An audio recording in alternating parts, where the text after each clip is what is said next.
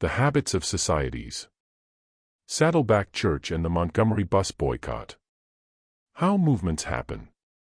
The GPM Cleveland Avenue bus pulled to the curb and the petite 42-year-old African-American woman in rimless glasses and a conservative brown jacket climbed on board, reached into her purse, and dropped a 10-cent fare into the till. It was Thursday, December 1, 1955, in Montgomery, Alabama, and she had just finished a long day at Montgomery Fair, the department store where she worked as a seamstress. The bus was crowded and, by law, the first 4 rows were reserved for white passengers.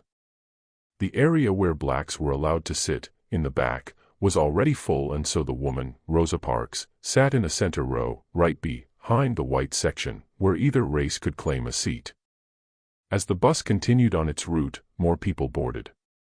Soon, all the rows were filled and some, including a white passenger, were standing in the aisle, holding onto an overhead bar. The bus driver, James F. Blake, seeing the white man on his feet, shouted at the black passengers in Parks's area to give up their seats, but no one moved. It was noisy. They might not have heard. Blake pulled over to a bus stop in front of the Empire Theater on Montgomery Street and walked back.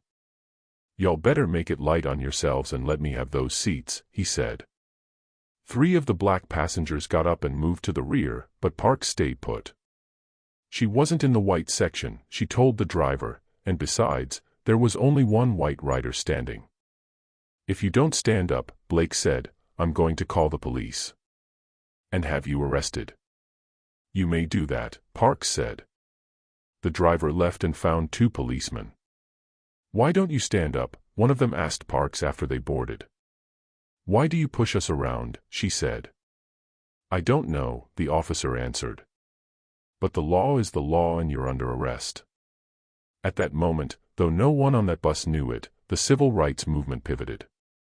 That small refusal was the first in a series of actions that shifted the battle over race relations from a struggle fought by activists in courts and legislatures into a contest that would draw its strength from entire communities and mass protests. Over the next year, Montgomery's black population would rise up and boycott the city's buses, ending their strike only once the law segregating races on public transportation was stricken from the books. The boycott would financially cripple the bus line, draw tens of thousands of protesters to rallies, introduce the country to a charismatic young leader named Martin Luther King, Jr., and spark a movement that would spread to Little Rock, Greensboro, Raleigh, Birmingham, and, eventually, to Congress. Parks would become a hero, a recipient of the Presidential Medal of Freedom, and a shining example of how a single act of defiance can change the world. But that isn't the whole story. Rosa Parks and the Montgomery bus boycott became the epicenter of the civil rights campaign not only because of an individual act of defiance, but also because of social patterns. Parks's experiences offer a lesson in the power of social habits, the behaviors that occur, unthinkingly, across dozens or hundreds or thousands of people which are often hard to see as they emerge, but which contain a power that can change the world. Social habits are what fill streets with protesters who may not know one another, who might be marching for different reasons, but who are all moving in the same direction. Social habits are why some initiatives become world-changing movements, while others fail to ignite. And the reason why social habits have such influence is because at the root of many movements, be they large-scale revolutions or simple fluctuations in the churches people attend, is a 3-part process that historians and sociologists say shows up again and again. A movement starts because of the social habits of friendship and the strong ties between close acquaintances. It grows because of the habits of a community, and the weak ties that hold neighborhoods and clans together. And it endures because a movement's leaders give participants new habits that create a fresh sense of identity and a feeling of ownership. Usually, only when all 3 parts of this process are fulfilled can a movement become self-propelling and reach a critical mass. There are other recipes for successful social change and hundreds of details that differ between eras and struggles. But understanding how social habits work helps explain why Montgomery and Rosa Parks became the catalyst for a civil rights crusade. It wasn't inevitable that Parks's act of rebellion that winter day would result in anything other than her arrest. Then habits intervened, and something amazing occurred. Rosa Parks wasn't the first black passenger jailed for breaking Montgomery's bus segregation laws. She wasn't even the first that year. In 194G, Geneva Johnson had been arrested for talking back to a Montgomery bus driver over seating. In 1949, Viola White, Katie Wingfield, and 2 black children were arrested for sitting in the white section and refusing to move. That same year, 2 black teenagers visiting from New Jersey, where buses were integrated, were arrested and jailed after breaking the law by sitting next to a white man and a boy. In 1952, a Montgomery policeman shot and killed a black man when he argued with a bus driver. In 1955, just months before Parks was taken to jail, Claudette Colvin and Mary Louise Smith were arrested in separate incidents for refusing to give their seats to white passengers. None of those arrests resulted in boycotts or protests, however. There weren't many real activists in Montgomery at the time, Taylor Branch, the Pulitzer Prize-winning civil rights historian, told me. People didn't mount protests or marches. Activism was something that happened in courts. It wasn't something average people did. When a young Martin Luther King, Jr., arrived in Montgomery in 1954, for instance, a year before Parks's arrest, he found a majority of the city's blacks accepted segregation without apparent protest. Not only did they seem resigned to segregation per se, they also accept the abuses and indignities which came with it. So why, when Parks was arrested, did things change? One explanation is that the political climate was shifting. The previous year, the U.S. Supreme Court had handed down Brown v. Board of Education, ruling that segregation was illegal within public schools. 6 months before Parks's arrest, the court had issued what came to be known as Brown 2, a decision ordering that school integration must proceed with all deliberate speed. There was a powerful sense across the nation that change was in the air. But that isn't sufficient to explain why Montgomery became ground zero for the civil rights struggle. Claudette Colvin and Mary Louise Smith had been arrested in the wake of Brown v. Board, and yet they didn't spark a protest. Brown, for many Montgomery residents, was an abstraction from a far-off courthouse, and it was unclear how, or if, its impact would be felt locally. Montgomery wasn't Atlanta or Austin or other cities where progress seemed possible. Montgomery was a pretty nasty place, Branch said. Racism was set in its ways there. When Parks was arrested, however, it sparked something unusual within the city. Rosa Parks, unlike other people who had been jailed for violating the bus segregation law, was deeply respected and embedded within her community. So when she was arrested, it triggered a series of social habits, the habits of friendship, that ignited an initial protest. Parks's membership in dozens of social networks across Montgomery allowed her friends to muster a response before the community's normal apathy could take hold. Montgomery's civil life, at the time, was dominated by hundreds of small groups that created the city's social fabric. The city's directory of civil and social organizations was almost as thick as its phone book. Every adult, it seemed, particularly every black adult, belonged to some kind of club, church, social group, community center, or neighborhood organization, and often more than one. And within these social networks, Rosa Parks was particularly well known and liked. Rosa Parks was one of those rare people of whom everyone agreed that she gave more than she got, Branch wrote in his History of the Civil Rights Movement, Parting the Waters. Her character represented one of the isolated high blips on the graph of human nature, offsetting a dozen or so sociopaths. Parks's many friendships and affiliations cut across the city's racial and economic lines. She was the secretary of the local NAACP chapter, attended the Methodist Church, and helped oversee a youth organization at the Lutheran church near her home. She spent some weekends volunteering at a shelter, others with a botanical club, and on weddings. Day nights often joined a group of women who knit blankets for a local hospital. She volunteered dressmaking services to poor families and provided last-minute gown alterations for wealthy white debutantes. She was so deeply enmeshed in the community, in fact, that her husband complained that she ate more often at potlucks than at home. In general, sociologists say, Most of us have friends who are like us.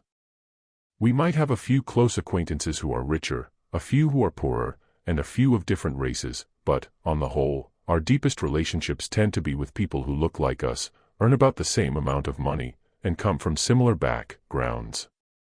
Parks's friends, in contrast, span Montgomery's social and economic hierarchies. She had what sociologists call strong ties, first-hand relationships, with dozens of groups throughout Montgomery that didn't usually come into contact with one another. This was absolutely key, Branch said. Rosa Parks transcended the social stratifications of the black community and Montgomery as a whole. She was friends with field hands and college professors.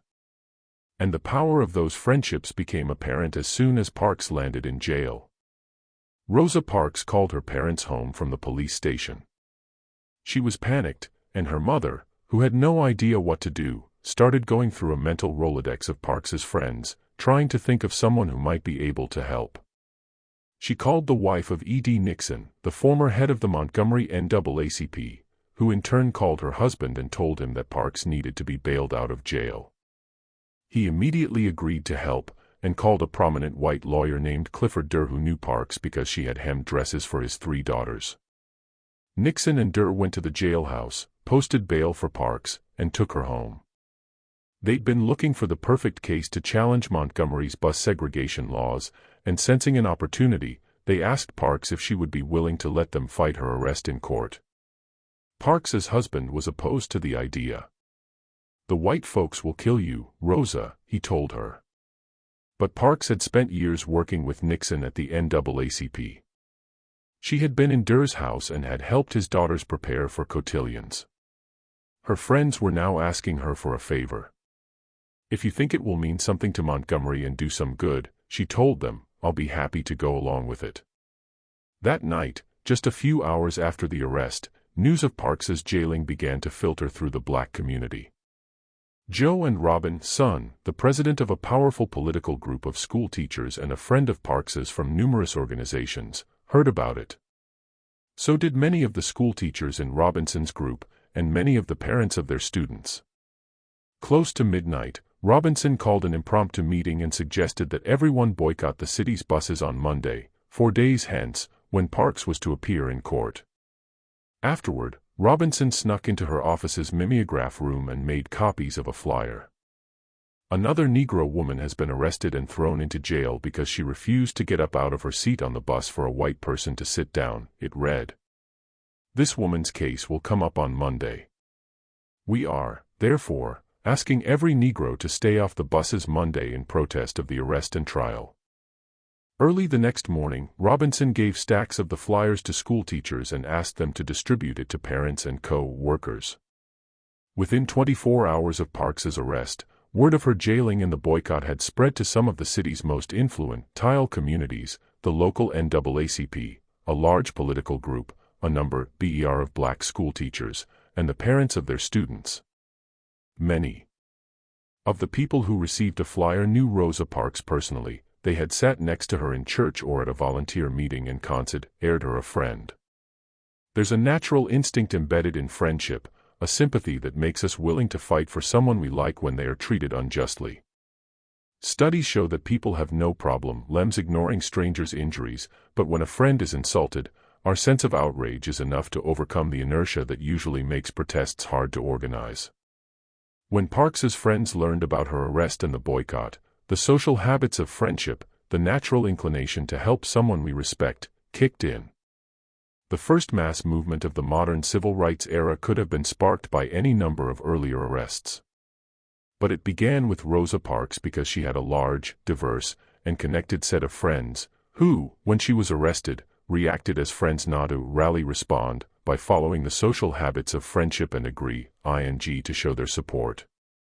Still, many expected the protest would be nothing more than a one-day event. Small protests pop up every day around the world, and almost all of them quickly fizzle out. No one has enough friends to change the world. Which is why the second aspect of the social habits of movements is so important. The Montgomery bus boycott became a society-wide action because a sense of obligation that held the black community together was activated soon after Parks's friends started spreading the word. People who hardly knew Rosa Parks decided to participate because of a social peer pressure, an influence known as the power of weak ties, that made it difficult to avoid joining in. Imagine, for a moment, that you're an established mid-level executive at a prosperous company. You're successful and well-liked.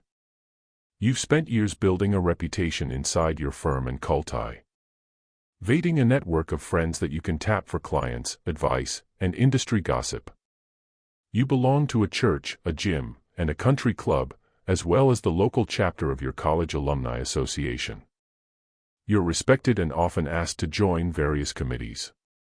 When people within your community hear of a business opportunity, they often pass it your way. Now imagine you get a phone call. It's a mid-level executive at another company looking for a new job. Will you help him by putting in a good word with your boss, he asks. If the person on the telephone is a total stranger, it's an easy decision. Why risk your standing inside your firm helping someone you don't know? If the person on the phone is a close friend, on the other hand, it's also an easy choice.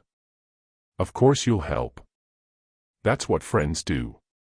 However, what if the person on the phone isn't a good friend or a stranger, but something in between? What if you have friends in common, but don't know each other very well? Do you vouch for the caller when your boss asks if he's worth an interview? How much of your own reputation and energy, in other words, are you willing to expend to help a friend of a friend get a job? In the late 1900s, a Harvard PhD student named Mark Granovetter set out to answer that question by studying how 282 men had found their current employment. He tracked how they had learned about open positions, whom they had called for referrals, the methods they used to land interviews, and most important, who had provided a helping hand. As expected, he found that when job hunters approached strangers for assistance, they were rejected. When they appealed to friends, help was provided. More surprising, however, was how often job hunters also received help from casual acquaintances, friends of friends, people who were neither strangers nor close pals. Granovetter called those connections weak ties because they represented the links that connect people who have acquaintances in common, who share membership in social networks, but aren't directly connected by the strong ties of friendship themselves. In fact, in landing a job, Granovetter discovered, weak tie acquaintances were often more important than strong tie friends because weak ties give us access to social networks where we don't otherwise belong. Many of the people Granovetter studied had learned about new job opportunities through weak ties, rather than from close friends, which makes sense because we talk to our closest friends all the time, or work alongside them or read the same blogs. By the time they have heard about a new opportunity, we probably know about it, as well. On the other hand, our weak tie acquaintances, the people we bump into every 6 months, are the ones who tell us about jobs we would otherwise never hear about. When sociologists have examined how opinions move through communities, how gossip spreads or political movements start, they've discovered a common pattern. Our weak tie acquaintances are often as influential, if not more, than our close tie friends. As Granovetter wrote, individuals with few weak ties will be deprived of information from distant parts of the social system and will be confined to the provincial news and views of their close friends. This deprivation will not only insulate them from the latest ideas and fashions but may put them in a disadvantaged position in the labor market, where advancement can depend on knowing about appropriate job openings at just the right time. Furthermore, such individuals may be difficult to organize or integrate into political movements of any kind. While members of one or two cliques may be efficiently recruited, the problem is that, without weak ties, any momentum generated in this way does not spread beyond the clique. As a result, most of the population will be untouched. The power of weak ties helps explain how a protest can expand from a group of friends into a broad social movement. Convincing thousands of people to pursue the same goal, especially when that pursuit entails real hardship, such as walking to work rather than taking the bus, or going to jail, or even skipping a morning cup of coffee because the company that sells it doesn't support organic farming, is hard. Most people don't care enough about the latest outrage to give up their bus ride or caffeine unless it's a close friend that has been insulted or jailed. So there is a tool that activists have long relied upon to compel protest, even when a group of people don't necessarily want to participate. It's a form of persuasion that has been remarkably effective over hundreds of years. It's the sense of obligation that neighborhoods or communities place upon themselves. In other words, peer pressure. Peer pressure, and the social habits that encourage people to conform to group expectations, is difficult to describe because it so often differs in form and expression from person to person. These social habits aren't so much one consistent pattern as dozens of individual habits that ultimately cause everyone to move in the same direction. The habits of peer pressure, however, have something in common. They often spread through weak ties. And they gain their authority through communal expectations. If you ignore the social obligations of your neighborhood, if you shrug off the expected patterns of your community, you risk losing your social standing. You endanger your access to many of the social benefits that come from joining the country club, the alumni association, or the church in the first place. In other words, if you don't give the caller looking for a job a helping hand, he might complain to his tennis partner, who might mention those grumblings to someone in the locker room who you were hoping to attract as a client, who is now less likely to return your call because you have a reputation for not being a team player. On a playground, peer pressure is dangerous. In adult life, it's how business gets done and communities self-organize. Such peer pressure, on its own, isn't enough to sustain a movement. But when the strong ties of friendship and the weak ties of peer pressure merge, they create incredible momentum. That's when widespread social change can begin. To see how the combination of strong and weak ties can propel a movement, fast forward to 9 years after Rosa Parks' arrest, when hundreds of young people volunteered to expose themselves to deadly risks for the civil rights crusade. In 1904, students from across the country, many of them whites from Harvard, Yale, and other northern universities, applied for something called the Mississippi Summer Project. It was a 10-week program devoted to registering black voters in the South. The project came to be known as Freedom Summer, and many who applied were aware it would be dangerous. In the months before the program started, newspapers and magazines were filled with articles predicting violence, which proved tragically accurate when, just a week after it began, white vigilantes killed 3 volunteers outside Longdale, Mississippi. The threat of harm kept many students from participating in the Mississippi Summer Project, even after they applied. More than 1,000 applicants were accepted into Freedom Summer, but when it came time to head south in June, more than 300 of those invited to participate decided to stay home. In the 1980s, a sociologist at the University of Arizona named Doug McAdam began wondering if it was possible to figure out why some people had participated in Freedom Summer and others withdrew. He started by reading 720 of the applications students had submitted decades earlier. Each was 5 pages long. Applicants were asked about their backgrounds, why they wanted to go to Mississippi, and their experiences with voter registration. They were told to provide a list of people organizers should contact if they were arrested. There were essays, references, and, for some, interviews. Applying was not a casual undertaking. McAdam's initial hypothesis was that students who ended up going to Mississippi probably had different motivations from those who stayed home, which explained the divergence in participation. To test this idea, he divided applicants into 2 groups. The first pile were people who said they wanted to go to Mississippi for self-interested motives, such as to test myself, to be where the action is, or to learn about the Southern way of life. The second group were those with other-oriented motives, such as to improve the lot of blacks, to aid in the full realization of democracy, or to demonstrate the power of nonviolence as a vehicle for social change. The self-centered, McAdam hypothesized, would be more likely to stay home once they realized the risks of Freedom Summer. The other-oriented would be more likely to get on the bus. The hypothesis was wrong. The selfish and the selfless, according to the data, showed up in equal numbers. Differences in motives did not explain, any signify, can't distinctions between participants and withdrawals, McAdam wrote. Next, McAdam compared applicants' opportunity costs. Maybe those who stayed home had husbands or girlfriends keeping them from going to Mississippi. Maybe they had graduated and had got 10 jobs and couldn't swing a 2-month unpaid break. Wrong again. Being married or holding a full-time job actually enhanced the applicant's chances of going south, McAdam concluded. He had one hypothesis left. Each applicant was asked to list their memberships in student and political organizations and at least 10 people they wanted kept informed of their summer activities, so McAdam took these lists and used them to chart each applicant's social network. By comparing memberships in clubs, he was able to determine which applicants had friends who also applied for free summer. Once he finished, he finally had an answer as to why some students went to Mississippi and others stayed home, because of social habits, or more specifically, because of the power of strong and weak ties working in tandem.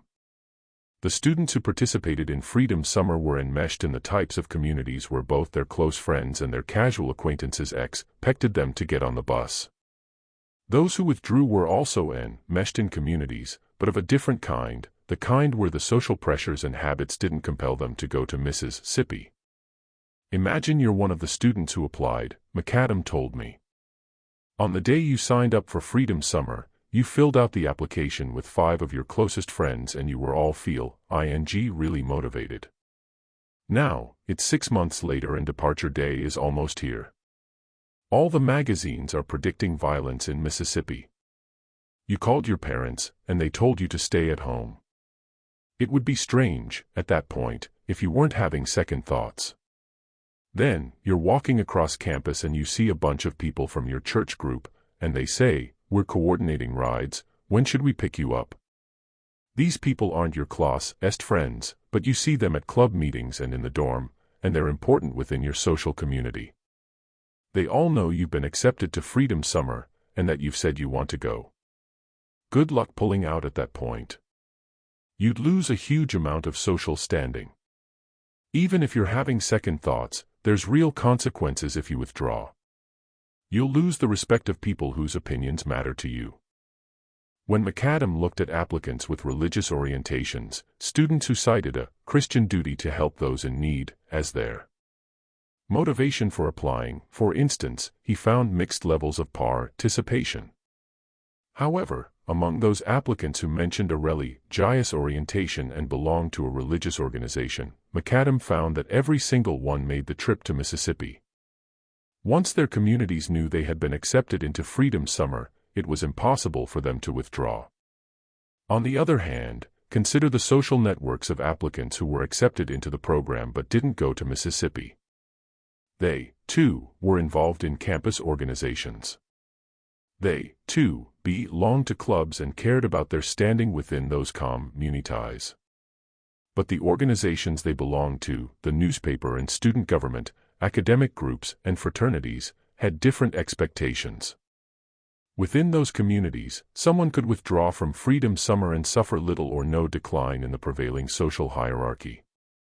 When faced with the prospect of getting arrested, or worse, in Mississippi, most students probably had second thoughts.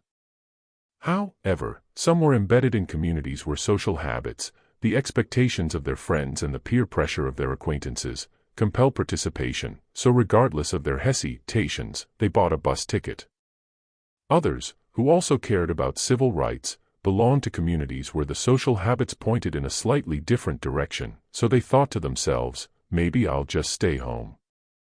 On the morning after he bailed Rosa Parks out of jail, E.D. Nixon placed a call to the new minister of the Dexter Avenue Baptist Church, Martin Luther King, Jr. It was a little after 5 a.m., but Nixon didn't say hello or ask if he had awoken King's 2-week-old daughter when the minister answered. He just launched into an account of Parks's arrest, how she had been hauled into jail for refusing to give up her seat, and their plans to fight her case in court and boycott the city's buses on Monday. At the time, King was 26 years old. He had been in Montgomery for only a year and was still trying to figure out his role within the community. Nixon was asked for King's endorsement as well as permission to use his church for a boycott meeting that night. King was wary of getting too deeply involved. "Brother Nixon," he said, "let me think about it and you call me back." But Nixon didn't stop there. He reached out to one of King's closest friends, one of the strongest of King's strong ties, named Ralph D. Abernathy, and asked him to help convince the young minister to participate. A few hours later, Nixon called King again. "I'll go along with it," King told him. "I'm glad to hear you say so," Nixon said, "because I've talked to 18 other people and told them to meet in your church tonight. It would have been kind of bad to be getting together there without you." Soon, King was drafted into serving as president of the organization that had sprung up to coordinate the boycott. On Sunday, 3 days after Parks's arrest, the city's black ministers, after speaking to King and other members of the new organization, explained to their congregations that every black church in the city had agreed to a one-day protest. The message was clear: it would be embarrassing for any parishioner to sit on the sidelines. That same day, the town's newspaper, The Advertiser, contained an article about a top-secret meeting of Montgomery Negroes who plan a boycott of city buses Monday. The reporter had gotten copies of flyers that white women had taken from their maids. The black parts of the city were flooded with thousands of copies of the leaflets, the article explained, and it was anticipated that every black citizen would participate. When the article was written, only Parks's friends, the ministers, and the boycott organizers had publicly committed to the protest, but once the city's black residents read the newspaper, they assumed, like white readers, that everyone else was already on board. Many people sitting in the pews and reading the newspapers knew Rosa Parks personally and were willing to boycott because of their friendships with her. Others didn't know Parks, but they could sense the community was rallying behind her cause, and that if they were seen riding a bus on Monday, it would look bad. If you work, read a flyer handed out in churches, take a cab, or share a ride, or walk. Then everyone heard that the boycott's leaders had convinced, or strong-armed, all the black taxi drivers into to carry black passengers on Monday for 10 cents a ride, the same as a bus fare. The community's weak ties were drawing everyone together. At that point, you were either with the boycott or against it. On the Monday morning of the boycott, King woke before dawn and got his coffee. His wife, Coretta, sat at the front window and waited for the first bus to pass. She shouted when she saw the headlights of the South Jackson line, normally filled with maids on their way to work, roll by with no passengers. The next bus was empty as well. And the one that came after. King got into his car and started driving around, checking other routes. In an hour, he counted 8 black passengers. 1 week earlier, he would have seen hundreds. "I was jubilant," he later wrote. A miracle had taken place. Men were seen riding mules to work, and more than one horse-drawn buggy drove the streets of Montgomery. Spectators had gathered at the bus stops to watch what was happening. At first, they stood quietly, but as the day progressed they began to cheer the empty buses and laugh and make jokes. Noisy youngsters could be heard singing out, "No riders today." That afternoon, in a courtroom on Church Street, Rosa Parks was found guilty of violating the state's segregation laws. More than 500 blacks crowded the hallways and stood in front of the building, awaiting the verdict. The boycott and impromptu rally at the courthouse were the most significant black political activism in Montgomery's history, and it had all come together in 5 days. It had started among Parks's close friends, but it drew its power, King and other participants later said, because of a sense of obligation among the community, the social habits of weak ties. The community was pressured to stand together for fear that anyone who didn't participate wasn't someone you wanted to be friends with in the first place. There are plenty of people who would have participated in the boycott without such encouragement. King and the cabbies and the congregations might have made the same choices without the influence of strong and weak ties. But tens of thousands of people from across the city would not have decided to stay off the buses without the encouragement of social habits. The once dormant and quiescent Negro community was now fully awake, King later wrote. Those social habits, however, weren't strong enough on their own to extend a one-day boycott into a year-long movement. Within a few weeks, King would be openly worrying that people's resolve was weakening, that the ability of the Negro community to continue the struggle was in doubt. Then those worries would evaporate.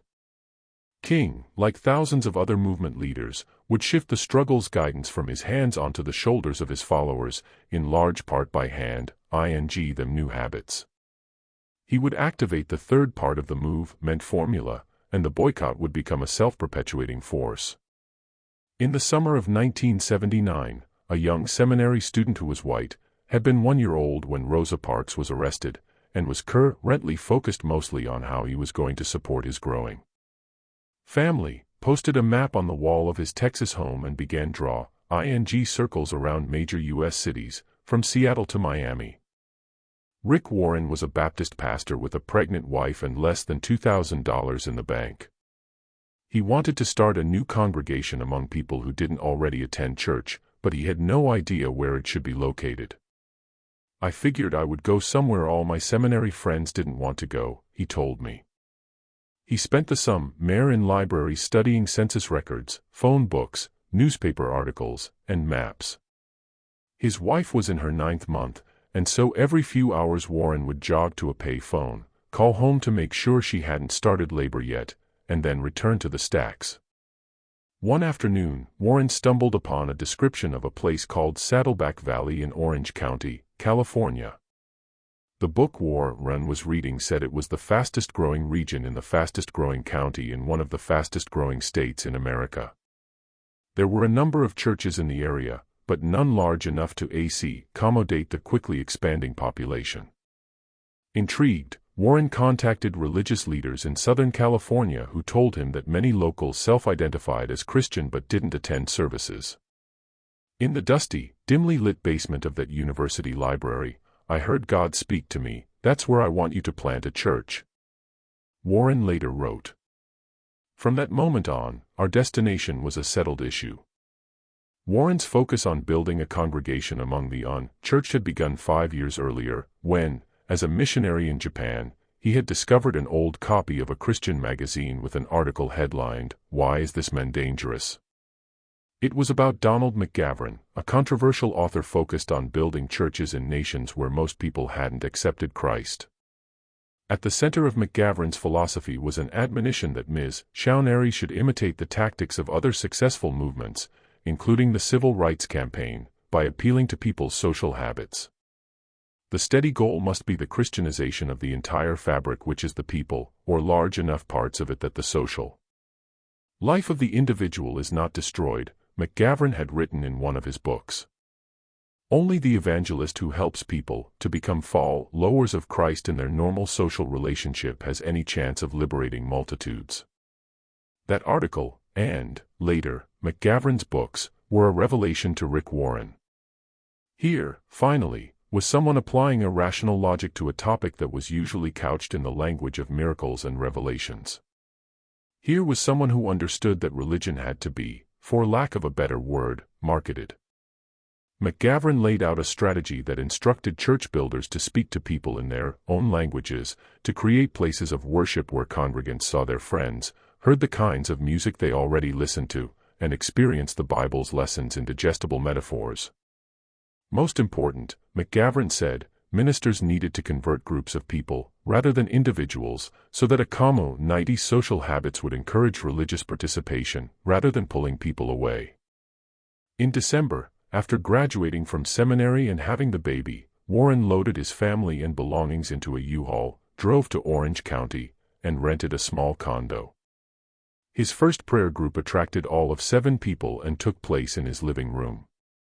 Today, 30 years later, Saddleback Church is one of the largest ministries in the world, with more than 20,000 parishioners visiting its 120-acre campus, and 8 satellite campuses, each week. One of Warren's books, The Purpose-Driven Life, has sold 30 million copies, making it among the biggest sellers in history. There are thousands of other churches modeled on his methods. Warren was chosen to perform the invocation at President Obama's inauguration, and is considered one of the most influential religious leaders on earth. And at the core of his church's growth and his success is a fundamental belief in the power of social habits. We've thought long and hard about habitualizing faith. Break it down into pieces, Warren told me. If you try to scare people into following Christ's example, it's not going to work for too long. The only way you get people to take responsibility for their spiritual maturity is to teach them habits of faith. Once that happens, they become self-feeders. People follow Christ not because you've led them there, but because it's who they are. When Warren first arrived in Saddleback Valley, he spent 12 weeks going door to door, introducing himself and asking strangers why they didn't go to church. Many of the answers were practical. It was boring, people said, the music was bad, the sermons didn't seem applicable to their lives, they needed child care, they hated dressing up, the pews were uncomfortable. Warren's church would address each of those complaints. He told people to wear shorts and Hawaiian shirts if they felt like it. An electric guitar was brought in. Warren's sermons, from the start, focused on practical topics, with titles such as, How to Handle Discouragement, How to Feel Good About Yourself, How to Raise Healthy Families, and How to Survive Under Stress. His lessons were easy to understand, focused on real, daily problems, and could be applied as soon as parishioners left church. It started to work. Warren rented school auditoriums for services and office buildings for prayer meetings. The congregation hit 50 members, then 100, then 200 in less than a year. Warren was working 18 hours a day, 7 days a week, answering congregants' phone calls, leading classes, coming to their homes to offer marriage counseling, and, in his spare time, always looking for new venues to accommodate the church's growing size. One Sunday in mid-December, Warren stood up to preach the 11 o'clock service. He felt lightheaded, dizzy. He gripped the podium and started to speak, but the words on the page were blurry. He began to fall, caught himself, and motioned to the assistant pastor, his only staff, to take the lectern. "I'm sorry, folks," Warren told the audience. "I'm going to have to sit down." For years, he had suffered from anxiety attacks and occasional bouts of melancholy that friends told him sounded like mild depressions. But it had never hit this bad before. The next day, Warren and his family began driving to Arizona, where his wife's family had a house. Slowly, he recuperated. Some days, he would sleep for 12 hours and then take a walk through the desert, praying, trying to understand why these panic attacks were threatening to undo everything he had worked so hard to build. Nearly a month passed as he stayed away from the church. His melancholy became a full-fledged depression, darker than anything he had experienced before. He wasn't certain if he would ever become healthy enough to return. Warren, as befitting a pastor, is a man prone to epiphanies. They had occurred when he found the magazine article about McGavran, and in the library in Texas. Walking through the desert, another one struck. "You focus on building people," the Lord told him. "And I will build the church." Unlike some of his previous revelations, however, this one didn't suddenly make the path clear. Warren would continue to struggle with depression for months, and then during periods throughout his life. On that day, however, he made two decisions. He would go back to Saddleback, and he would figure out how to make running the church less work. When Warren returned to Saddleback, he decided to expand a small experiment he had started a few months earlier that, he hoped, would make it easier to manage the church. He was never certain he would have enough classrooms to accommodate everyone who showed up for Bible study, so he had asked a few church members to host classes inside their homes. He worried that people might complain about going to someone's house, rather than a proper church classroom. But congregants loved it, they said. The small groups gave them a chance to meet their neighbors. So, after he returned from his leave, Warren assigned every Saddleback member to a small group that met every week. It was one of the most important decisions he ever made, because it transformed church participation from a decision into a habit that drew on already existing social urges and patterns. Now, when people come to Saddleback and see the giant crowds on the weekends, they think that's our success, Warren told me. But that's just the tip of the iceberg. 95% of this church is what happens during the week inside those small groups. The congregation and the small groups are like a 1-2 punch. You have this big crowd to remind you why you're doing this in the first place, and a small group of close friends to help you focus on how to be faithful. Together, they're like glue. We have over 5,000 small groups now. It's the only thing that makes a church this size manageable. Otherwise, I'd work myself to death, and 95% of the congregation would never receive the attend tie-in they came here looking for. Without realizing it, Warren, in some ways, has replicated the structure that propelled the Montgomery bus boycott, though he has done it in reverse. That boycott started among people who knew Rosa Parks, and became a mass protest when the weak toes of the community compelled participation. At Saddleback Church, it works the other way around. People are attracted by a sense of community and the weak ties that a congregation offers. Then once inside, they're pushed into a small group of neighbors, a petri dish, if you will, for growing close ties, where their faith becomes an aspect of their social experience and daily lives. Creating small groups, however, isn't enough. When Warren asked people what they discussed in one another's living rooms, he discovered they talked about the Bible and prayed together for 10 minutes, and then spent the rest of the time discussing kids or gossiping. Warren's goal, however, wasn't just to help people make new friends. It was to build a community of the faithful, to encourage people to accept the lessons of Christ, and to make faith a focus of their lives. His small groups had created tight bonds, but without leadership, they weren't much more than a coffee circle. They weren't fulfilling his religious expectations. Warren thought back to McGavran, the author. McGavran's philosophy said that if you teach people to live with Christian habits, they'll act as Christians without requiring constant guidance and monitoring.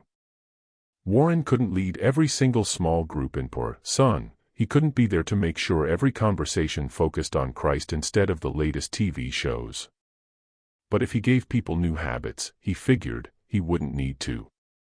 When people gathered, their instincts would be to discuss the Bible, to pray together, to embody their faith. So Warren created a series of curriculums, used in church classes and small group discussions, which were explicitly designed to teach parishioners new habits. If you want to have Christ-like character, then you just develop the habits that Christ had, one of Saddleback's course manuals reads. All of us are simply a bundle of habits. Our goal is to help you replace some bad habits with some good habits that will help you grow in Christ's likeness. Every Saddleback member is asked to sign a maturity covenant card, promising to adhere to 3 habits: daily quiet time for reflection and prayer, tithing 10% of their income, and membership in a small group. Giving everyone new habits has become a focus of the church. Once we do that, the responsibility for spiritual growth is no longer with me, it's with you. We've given you a recipe, Warren told me. We don't have to guide you, because you're guiding yourself. These habits become a new self-identity, and, at that point, we just need to support you and get out of your way. Warren's insight was that he could expand his church the same way Martin Luther King grew the boycott, by relying on the combination of strong and weak ties. Transforming his church into a movement, however, scaling it across 20,000 parishioners and thousands of other pastors, required something more, something that made it self-perpetuating. Warren needed to teach people habits that caused them to live faithfully not because of their ties, but because it's who they are. This is the third aspect of how social habits drive movements. For an idea to grow beyond a community, it must become self-propelling. And the surest way to achieve that is to give people new habits that help them figure out where to go on their own. As the bus boycott expanded from a few days into a week, and then a month, and then 2 months, the commitment of Montgomery's black community began to wane. The police commissioner, citing an ordinance that required taxi cabs to charge a minimum fare, threatened to arrest cabbies who drove blacks to work at a discount. The boycott's leaders responded by signing up 200 volunteers to participate in a carpool. Police started issuing tickets and harassing people at carpool spots. Drivers began dropping out. It became more and more difficult to catch a ride, King later wrote. Complaints began to rise. From early morning to late at night my telephone rang and my door bell was seldom silent. I began to have doubts about the ability of the Negro community to continue the struggle. One night, while King was preaching at his church, an usher ran up with an urgent message. A bomb had exploded at King's house, while his wife and infant daughter were inside. King rushed home and was greeted by a crowd of several hundred blacks as well as the mayor and chief of police. His family had not been injured, but the front windows of his home were shattered and there was a crater in his porch. If anyone had been in the front rooms of the house when the bomb went off, they would have been killed. As King surveyed the damage, more and more blacks arrived. Policemen started telling the crowds to disperse. Someone shoved a cop. A bottle flew through the air. One of the policemen swung a baton. The police chief, who months earlier had publicly declared his support for the racist White Citizens Council, pulled King aside and asked him to do something, anything, to stop a riot from breaking out. King walked to his porch. "Don't do anything panicky," he shouted to the crowd. "Don't get your weapons. He who lives by the sword shall perish by the sword." The crowd grew still. "We must love our white brothers, no matter what they do to us," King said. "We must make them know that we love them. Jesus still cries out in words that echo across the centuries, 'Love your enemies, bless them that curse you, pray for them that despitefully use you.'" It was the message of nonviolence that King had been increasingly preaching for weeks. Its theme, which drew on the writings of Gandhi and Jesus' sermons, was in many ways an argument listeners hadn't heard in this context before, a plea for nonviolent activism, overwhelming love and forgiveness of their attackers, and a promise that it would bring victory. For years, the civil rights movement had been kept alive by couching itself in the language of battles and struggles.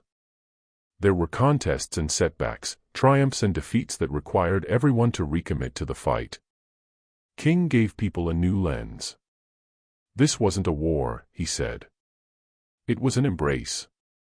Equally important, King cast the boycott in a new and different light.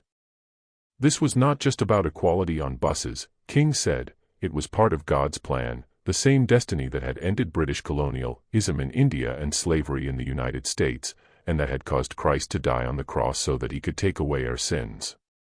It was the newest stage in a movement that had started centuries earlier. And as such, it required new responses, different strategies, and behaviors. It needed participants to offer the other cheek.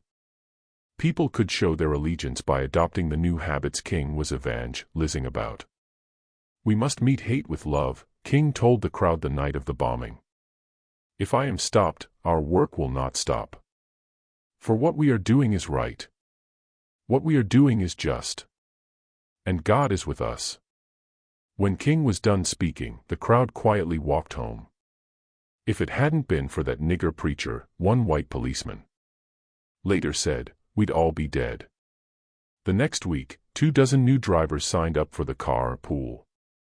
The phone calls to King's home slowed. People began self-organizing, taking leadership of the boycott, propelling the movement. When more bombs exploded on the lawns of other boycott organizers, the same pattern played out. Montgomery's blacks showed up en masse, bore witness without violence or confrontation, and then went home.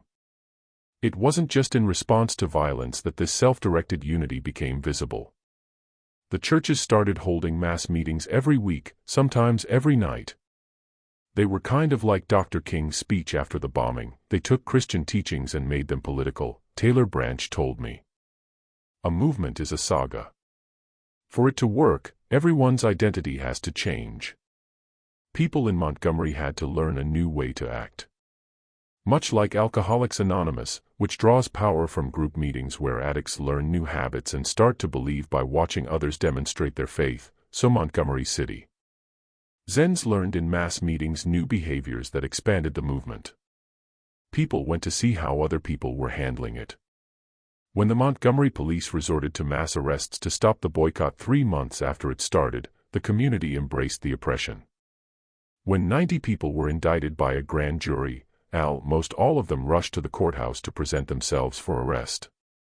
Some people went to the sheriff's office to see if their names were on the list and were disappointed when they were not, King later wrote. A once fear-ridden people had been transformed. In future years, as the movement spread and there were waves of killings and attacks, arrests and beatings, the protesters, rather than fighting back, retreating, or using tactics that in the years before Montgomery had been activist mainstays, simply stood their ground and told white vigilantes that they were ready to forgive them when their hatred had ceased. Instead of stopping the movement, the opposition's tactics had only served to give it greater momentum, and to draw us closer together, King wrote. They thought they were dealing with a group who could be cajoled or forced to do whatever the white man wanted them to do. They were not aware that they were dealing with Negroes who had been freed from fear. There are, of course, numerous and complex reasons why the Montgomery bus boycott succeeded and why it became the spark for a movement that would spread across the South. But one critical factor is this third aspect of social habits. Embedded within King's philosophy was a set of new behaviors that converted participants from followers into self-directing leaders. These are not habits as we conventionally think about them. However, when King recast Montgomery's struggle by giving protesters a new sense of self-identity, the protest became a movement fueled by people who were acting because they had taken ownership of a historic event. And that social pattern, over time, became automatic and expanded to other places and groups of students and protesters whom King never met, but who could take on leadership of the movement simply by watching how its participants habitually behaved. On June 5, 195 a panel of federal judges ruled that Montgomery's bus segregation law violated the Constitution. The city appealed to the U.S. Supreme Court, and on December 17, more than a year after Parks was arrested, the highest court rejected the final appeal. 3 days later, city officials received the order. The buses had to be integrated. The next morning, at 5:55 a.m., King, E.D. Nixon, Ralph Aberna, and others climbed on board a city bus for the first time in more than 12 months, and sat in the front. "I believe you are Reverend King, aren't you?" asked the white driver. "Yes, I am." "We are very glad to have you this morning," the driver said. Later, NAACP attorney and future Supreme Court Justice Thursday Good Marshall would claim that the boycott had little to do with bus segregation in Montgomery. It was the Supreme Court, not capitulation by either side, that changed the law. "All that walking for nothing," Marshall said. They could just as well have waited while the bus case went up through the courts, without all the work and worry of the boycott. Marshall, however, was wrong in one important respect. The Montgomery bus boycott helped birth a new set of social habits that quickly spread to Greensboro, North Carolina, Selma, Alabama, and Little Rock, Arkansas. The civil rights movement became a wave of sit-ins and peaceful demonstrations, even as participants were violently beaten. By the early 1900s, it had moved to Florida, California, Washington, D.C., and the halls of Congress. When President Lyndon Johnson signed the Civil Rights Act of 1904, which outlawed all forms of segregation as well as discrimination against minorities and women, he equated the civil rights activists to the nation's founders, a comparison that, a decade earlier, would have been political suicide. 188 years ago this week, a small band of valiant men began a long struggle for freedom, he told television cameras. Now our generation of Americans has been called on to continue the unending search for justice within our own borders. Movements don't emerge because everyone suddenly decides to face the same direction at once. They rely on social patterns that begin as the habits of friendship, grow through the habits of community ties, and are sustained by new habits that change participants' sense of self. King saw the power of these habits as early as Montgomery. "I cannot close without giving just a word of caution," he told a packed church on the night he called off the boycott. There was still almost a decade of protest ahead of him, but the end was in sight. As we go back to the buses, let us be loving enough to turn an enemy into a friend. We must now move from protest to reconciliation. With This dedication we will be able to emerge from the bleak and desolate midnight of man's inhumanity to man to the bright and ing daybreak of freedom and justice. The neurology of free will. Are we responsible for our habits? The morning the trouble began, years before she realized there was even trouble in the first place, Angie Bachman was sitting at home, staring at the television, so bored that she was giving serious thought to reorganizing the silverware drawer. Her youngest daughter had started kindergarten a few weeks earlier and her two older daughters were in middle school, their lives filled with friends and activities and gossip their mother couldn't possibly understand. Her husband, a land surveyor, often left for work at 8 and didn't get home until 6. The house was empty except for Bachman. It was the first time in almost 2 decades, since she had gotten married at 19 and pregnant by 20, and her days had become crowded with packing school lunches, playing princess, and basically running a family car shuttle service, that she felt genuinely alone. In high school, her friends told her she should become a model. She had been that pretty, but when she dropped out and then married a guitar player who eventually got a real job, she settled on being a mom instead. Now it was 10:30 in the morning, her 3 daughters were gone, and Bachman had resorted, again, to taping a piece of paper over the kitchen clock to stop herself from looking at it every 3 minutes. She had no idea what to do next. That day, she made a deal with herself. If she could make it until noon without going crazy or eating the cake in the fridge, she would leave the house and do something fun. She spent the next 90 minutes trying to figure out what exactly that would be. When the clock hit 12 o'clock, she put on some makeup and a nice dress and drove to a riverboat casino about 20 minutes away from her house. Even at noon on a Thursday, the casino was filled with people doing things besides watching soap operas and folding the laundry. There was a band playing near the entrance. A woman was handing out free cocktails. Bachman ate shrimp from a buffet. The whole experience felt luxurious, like playing hooky. She made her way to a blackjack table where a dealer patiently explained the rules. When her $40 of chips were gone, she glanced at her watch and saw 2 hours had flown by and she needed to hurry home to pick up her youngest daughter. That night at dinner, for the first time in a month, she had something to talk about besides outguessing a contestant on The Price is Right. Angie Bachman's father was a truck driver who had remade himself, midlife, into a semi-famous songwriter. Her brother had become a songwriter, too, and had won awards. Bachman, on the other hand, was often introduced by her parents as the one who became a mom. "I always felt like the untalented one," she told me. "I think I'm smart, and I know I was a good mom. But there wasn't a lot I could point to and say, that's why I'm special." After that first trip to the casino, Bachman started going to the riverboat once a week, on Friday afternoons.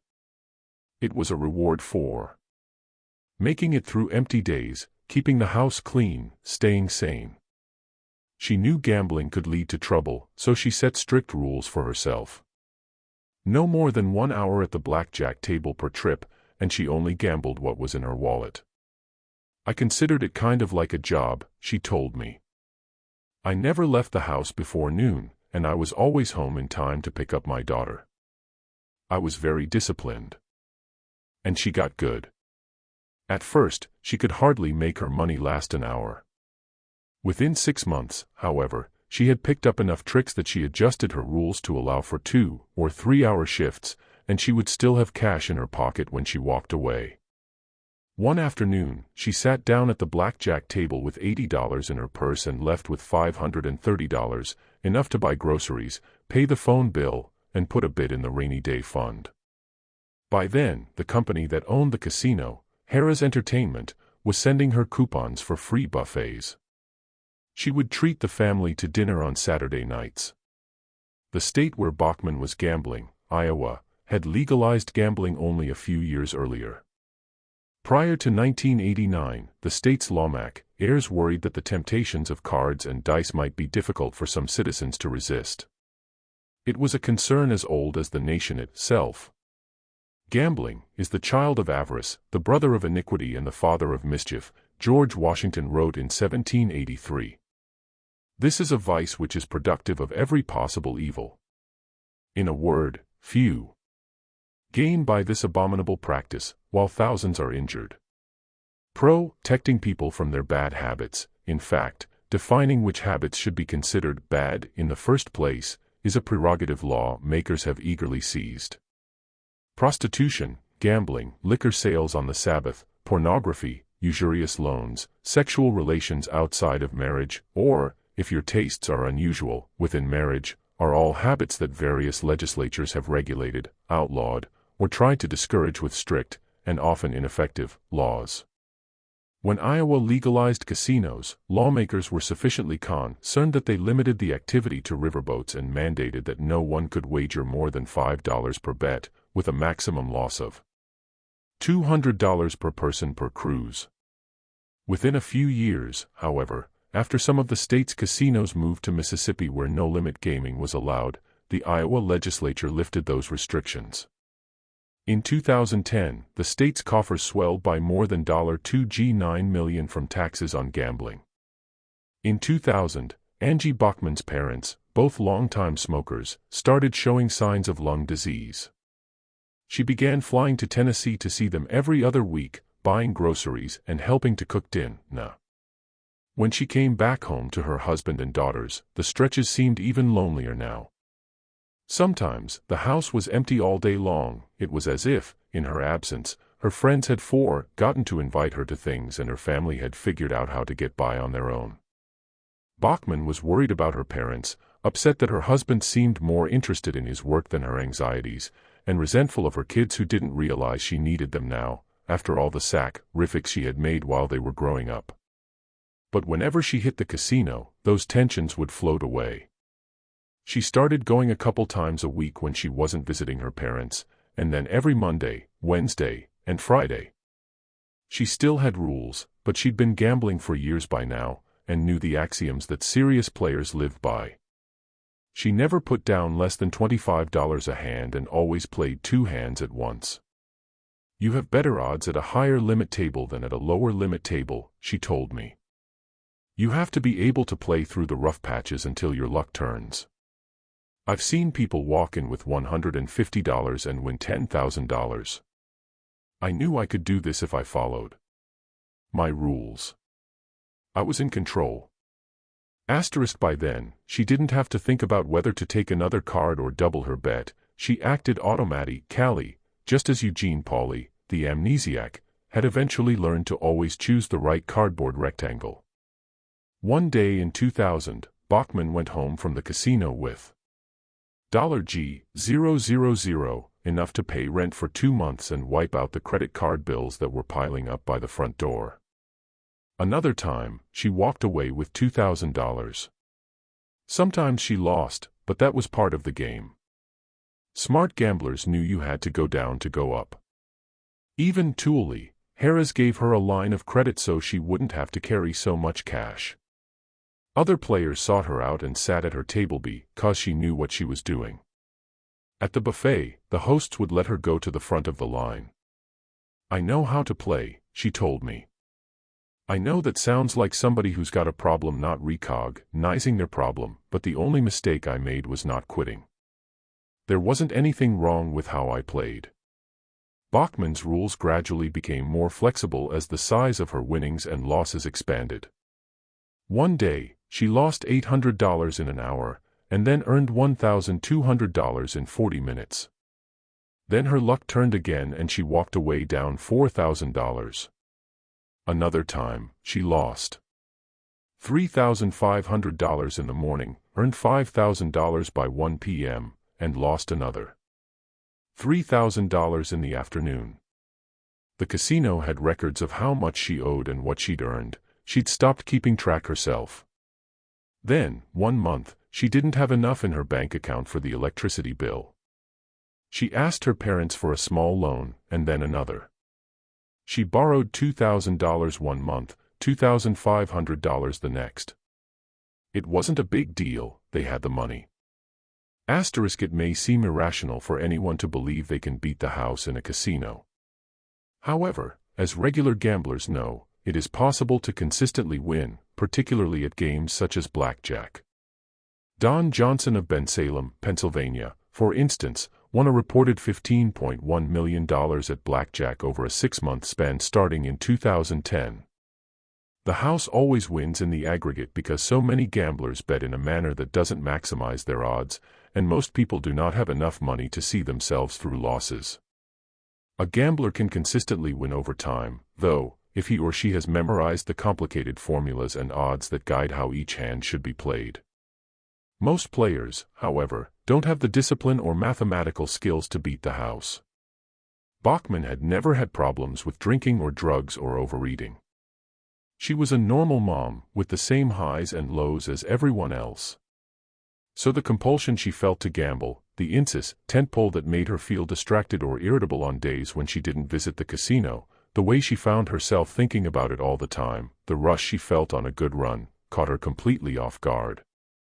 It was a new sensation, so unexpected that she hardly knew it was a problem until it had taken hold of her life. In retrospect, it seemed like there had been no dividing line. One day it was fun, and the next it was uncontrollable. By 2001, she was going to the casino every day. She went whenever she fought with her husband or felt unappreciated by her kids. At the table she was numb and excited, all at once, and her auntie eddies grew so faint she couldn't hear them anymore. The high of winning was so immediate. The pain of losing passed so fast. "You want to be a big shot," her mother told her when Bachman called to borrow more money. "You keep gambling because you want the attention." That wasn't it, though. "I just wanted to feel good at something," she said to me. This was the only thing I'd ever done where it seemed like I had a skill. By the summer of 2001, Bachman's debts to Harris hit $20,000. She had been keeping the losses secret from her husband, but when her mother finally cut off the stipends, she broke down and confessed. They hired a bankruptcy attorney, cut up her credit cards, and sat at the kitchen table to write out a plan for a more responsible life. She took her dresses to a used clothing store and withstood the humiliation of a 19-year-old turning down almost all of them because, she said, they were out of style. Eventually, it started to feel like the worst was over. Finally, she thought, the compulsion was gone. But, of course, it wasn't even close to the end. Years later, after she had lost everything and had ruined her life and her husband's, after she had thrown away hundreds of thousands of dollars and her lawyer had argued before the state's highest court that Angie Bachman gambled not by choice, but out of habit, and thus shouldn't bear culpability for her losses, after she had become an object of scorn on the internet, where people compared her to Jeffrey Dahmer and parents who abuse their kids, she would wonder, how much responsibility do I actually bear? I honestly believe anyone in my shoes would have done the same things, Bachman told me. On a July morning in 2008, a desperate man vacationing along the west coast of Wales picked up the phone and called an emergency operator. "I think I've killed my wife," he said. "Oh my God. I thought someone had broken in. I was fighting with those boys but it was Christine. I must have been dreaming or something. What have I done? What have I done?" 10 minutes later, police officers arrived to find Brian Thomas crying next to his camper van. The previous night, he explained, he and his wife had been sleeping in the van when young men racing around the parking lot had awoken them. They moved their camper to the edge of the lot and went back to sleep. Then, a few hours later, Thomas woke to find a man in jeans and a black fleece, one of the racers, he thought, lying on top of his wife. He screamed at the man, grabbed him by the throat, and tried to pull him off. It was as if he was reacting automatically, he told the police. The more the man struggled, the harder Thomas squeezed. The man scratched at Thomas's arm and tried to fight back, but Thomas choked, tighter and tighter, and eventually the man stopped moving. Then, Thomas realized it wasn't a man in his hands, but his wife. He dropped her body and began gently nudging her shoulder, trying to wake her, asking if she was all right. It was too late. "I thought somebody had broken in and I strangled her," Thomas told the police, sobbing. "She's my world." For the next 10 months, as Thomas sat in prison awaiting trial, a portrait of the murderer emerged. As a child, Thomas had started sleepwalking, sometimes multiple times each night. He would get out of bed, walk around the house and play with toys or fix himself something to eat and, the next morning, remember nothing about what he had done. It became a family joke. Once a week, it seemed, he would wander into the yard or someone else's room, all while asleep. It was a habit, his mother would explain when neighbors asked why her son was walking across their lawns, barefoot and in his pajamas. As he grew older, he would wake up with cuts on his feet and no memories of where they had come from. He once swam in a canal in his sleep. After he married, his wife grew so concerned about the possibility that he might stumble out of the house and into traffic that she locked the door and slept with the keys under her pillow. Every night, the couple would crawl into bed and have a kiss and a cuddle, Thomas later said, and then he would go to his own room and sleep in his own bed. Otherwise his restless tossing and turning, the shouting and grunting and occasional wanderings, would keep Christine up all night. Sleepwalking is a reminder that wake and sleep are not ally exclusive, Mark Mahold, a professor of neurology at the University of Minnesota and a pioneer in understanding sleep behaviors, told me. The part of your brain that monitors your behavior is asleep, but the parts capable of very complex activities are awake. The problem is that there's nothing guiding the brain except for basic patterns, your most basic habits. You follow what exists in your head, because you're not capable of making a choice. By law, the police had to prosecute Thomas for the murder. But all evidence seemed to indicate that he and his wife had a happy marriage prior to that awful night. There wasn't any history of abuse. They had 2 grown daughters and had recently booked a Mediterranean cruise to celebrate their 40th wedding anniversary. Prosecutors asked a sleep specialist, Dr. Chris Idzikowski of the Edinburgh Sleep Center, to examine Thomas and evaluate a theory that he had been unconscious when he killed his wife. In 2 separate sessions, one in Idzikowski's laboratory and the other inside the prison, the researcher applied sensors all over Thomas's body and measured his brain waves, eye movement, chin and leg muscles, nasal airflow, respiratory effort, and oxygen levels while he slept. Thomas wasn't the first person to argue that he had committed a crime while sleeping and thus, by extension, should not be held responsible for his deed. There's a long history of wrongdoers contend, they aren't culpable due to automatism, as sleepwalking and other unconscious behaviors are known. And in the past decade, as our understanding of the neurology of habits and free will has become more sophisticated, those defenses have become more compelling. Society, as embodied by our courts and juries, has agreed that some habits are so powerful that they overwhelm our capacity to make choices, and thus we're not responsible for what we do. Sleepwalking is an odd outgrowth of a normal aspect of how our brains work while we slumber.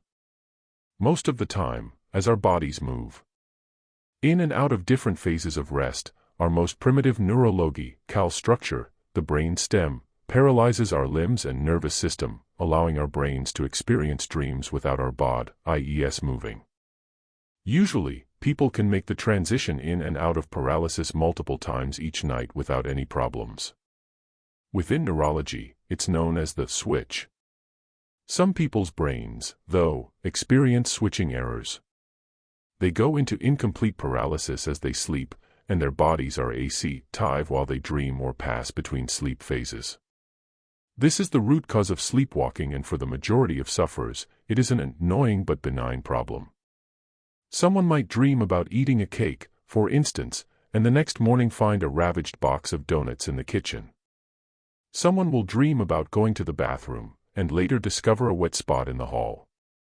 Sleepwalkers can behave in complex ways. For instance, they can open their eyes, see, move around, and drive a car or cook a meal, all while entirely unconscious, because the parts of their brain associated with seeing, walking, driving, and cooking can function while they are asleep without input from the brain's more advanced regions, such as the prefrontal cortex. Sleepwalkers have been known to boil water and make tea. One operated a motorboat. Another turned on an electric saw and started feeding in pieces of wood before going back to bed. But in general, sleepwalkers will not do things that are dangerous to themselves or others. Even asleep, there's an instinct to avoid peril. However, as scientists have examined the brains of sleepwalkers, they found a distinction between sleepwalking, in which people might leave their beds and start acting out their dreams or other mild impulses, and something called sleep terrors. When a sleep terror occurs, the activity inside people's brains is markedly different from when they are awake, semi-conscious, or even sleepwalking. People in the midst of sleep terrors seem to be in the grip of terrible anxiety, IES, but are not dreaming in the normal sense of the word. Their brains shut down except for the most primitive neurological regions, which include what are known as central pattern generators.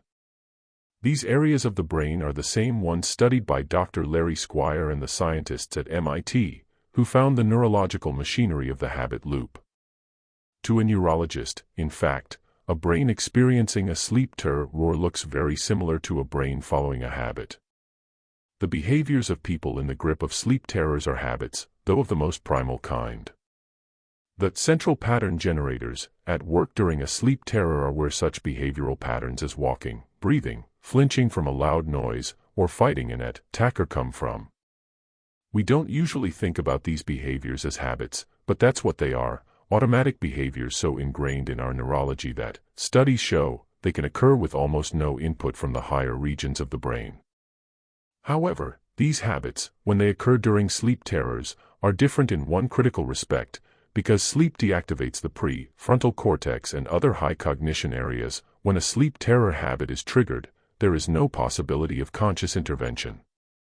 If the fight or flight habit is cued by a sleep terror, there is no chance that someone can override it through logic or reason. People with sleep terrors aren't dreaming in the normal sense, said Mahold, the neurologist. There's no complex plots like you and I remember from a nightmare. If they remember anything afterward, it's just an image or emotions, impending doom, horrible fear, the need to defend themselves or someone else. Those emotions are really powerful, though. They are some of the most basic cues for all kinds of behaviors we've learned throughout our lives. Responding to a threat by running away or defending ourselves is something everyone has practiced since they were babies. And when those emotions occur, and there's no chance for the higher brain to put things in context, we react the way our deepest habits tell us to.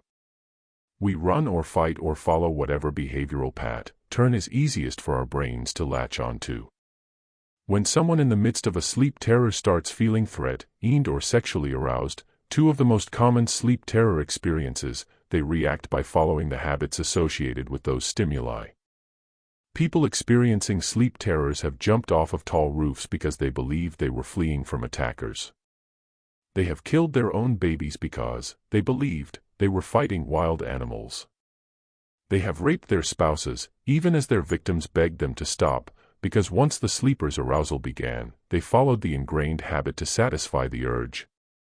Sleepwalking seems to allow some choice, some participation by our higher brains that tell us to stay away from the edge of the roof. Someone in the grip of a sleep terror, however, simply follows the habit loop no matter where it leads. Some scientists suspect sleep terrors might be genetic, others say diseases such as Parkinson's make them more likely. Their causes aren't well understood, but for a number of people, sleep terrors involve violent impulses. Violence related to sleep terrors appears to be a reaction to a concrete, frightening image that the individual can subsequently describe, a group of Swiss researchers wrote in 2009. Among people suffering one type of sleep dysfunction, attempted assault of sleep partners has been reported to occur in 4% of cases, with injuries in 3%. In both the United States and the United Kingdom, there is a history of murderers arguing that sleep terrors caused them to commit crimes they would have never consciously carried out. For years before Thomas was arrested, for instance, a man named Jules Lowe was found not guilty of murdering his 83-year-old father after claiming that the attack occurred during a sleep terror. Prosecutors argued it was far-fetched in the extreme to believe that Lowe was asleep while he punched, kicked, and stamped his father for more than 20 minutes, leaving him with over 90 injuries. The jury disagreed and set him free. In September 2008, 33-year-old Donna Shepherd Saunders nearly suffocated her mother by holding a pillow over her face for 30 seconds. She was later acquitted of attempted murder by arguing that she had acted while asleep. In 2009, a British soldier admitted to raping a teenage girl, but said he was asleep and unconscious while he undressed himself, pulled down her pants, and began having sex. When he woke, mid-rape, he apologized and called the police. "I've just sort of committed a crime," he told the emergency operator. "I honestly don't know what happened.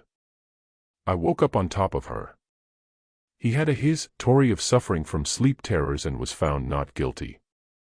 More than 150 murderers and rapists have escaped punishment in the past century using the automatism defense.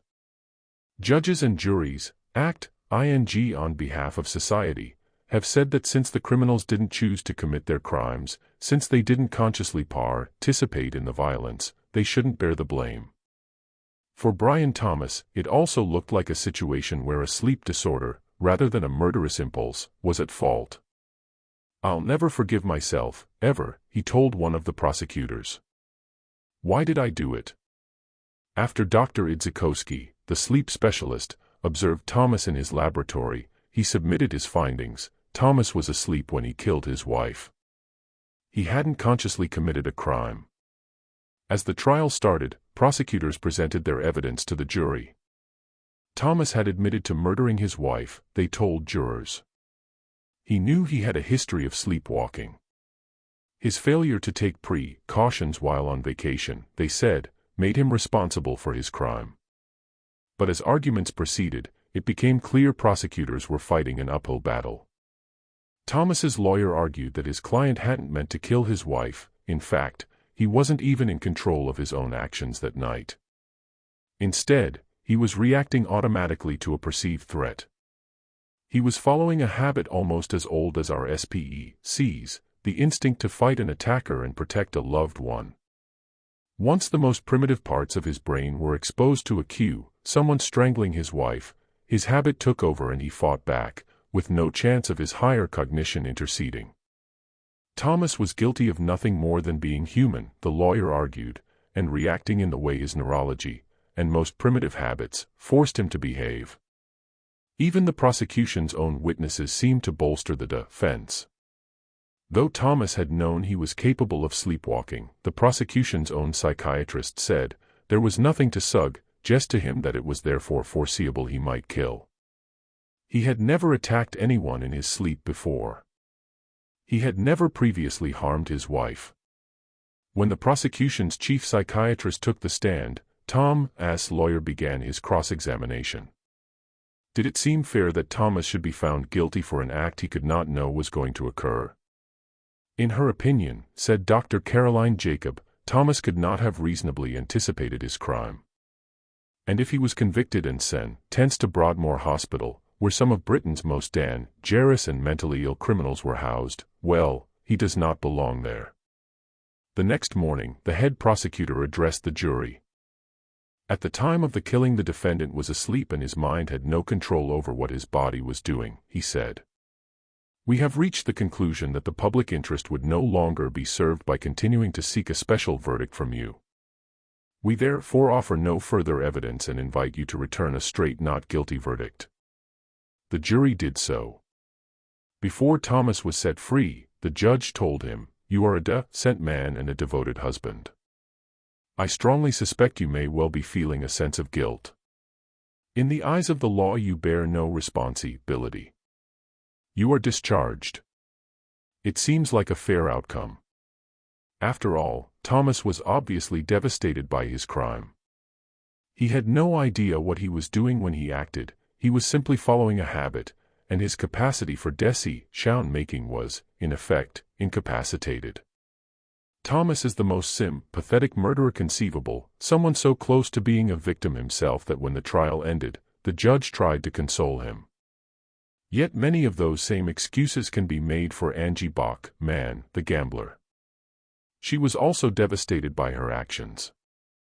She would later say she carries a deep sense of guilt. And as it turns out, she was also following deeply ingrained habits that made it increasingly difficult for decision-making to intervene. But in the eyes of the law, Bachmann is responsible for her habits, and Thomas isn't. Is it right that Bachman, a gambler, is guiltier than Thomas, a murderer? What does that tell us about the ethics of habit and choice? 3 years after Angie Bachman declared bankruptcy, her father passed away. She'd spent the previous half-decade flying between her home and her parents' house, tending to them as they became increasingly ill. His death was a blow. Then, 2 months later, her mother died. "My entire world disintegrated," she said.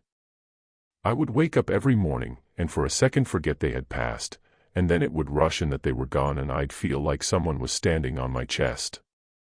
I couldn't think about anything else. I didn't know what to do when I got out of bed." When their wills were read, Bachman learned she had in here, I'd almost $1 million.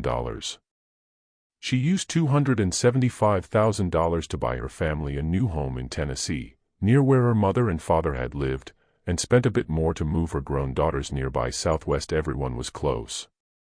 Casino gambling wasn't legal in Tennessee, and I didn't want to fall back into bad patterns, she told me.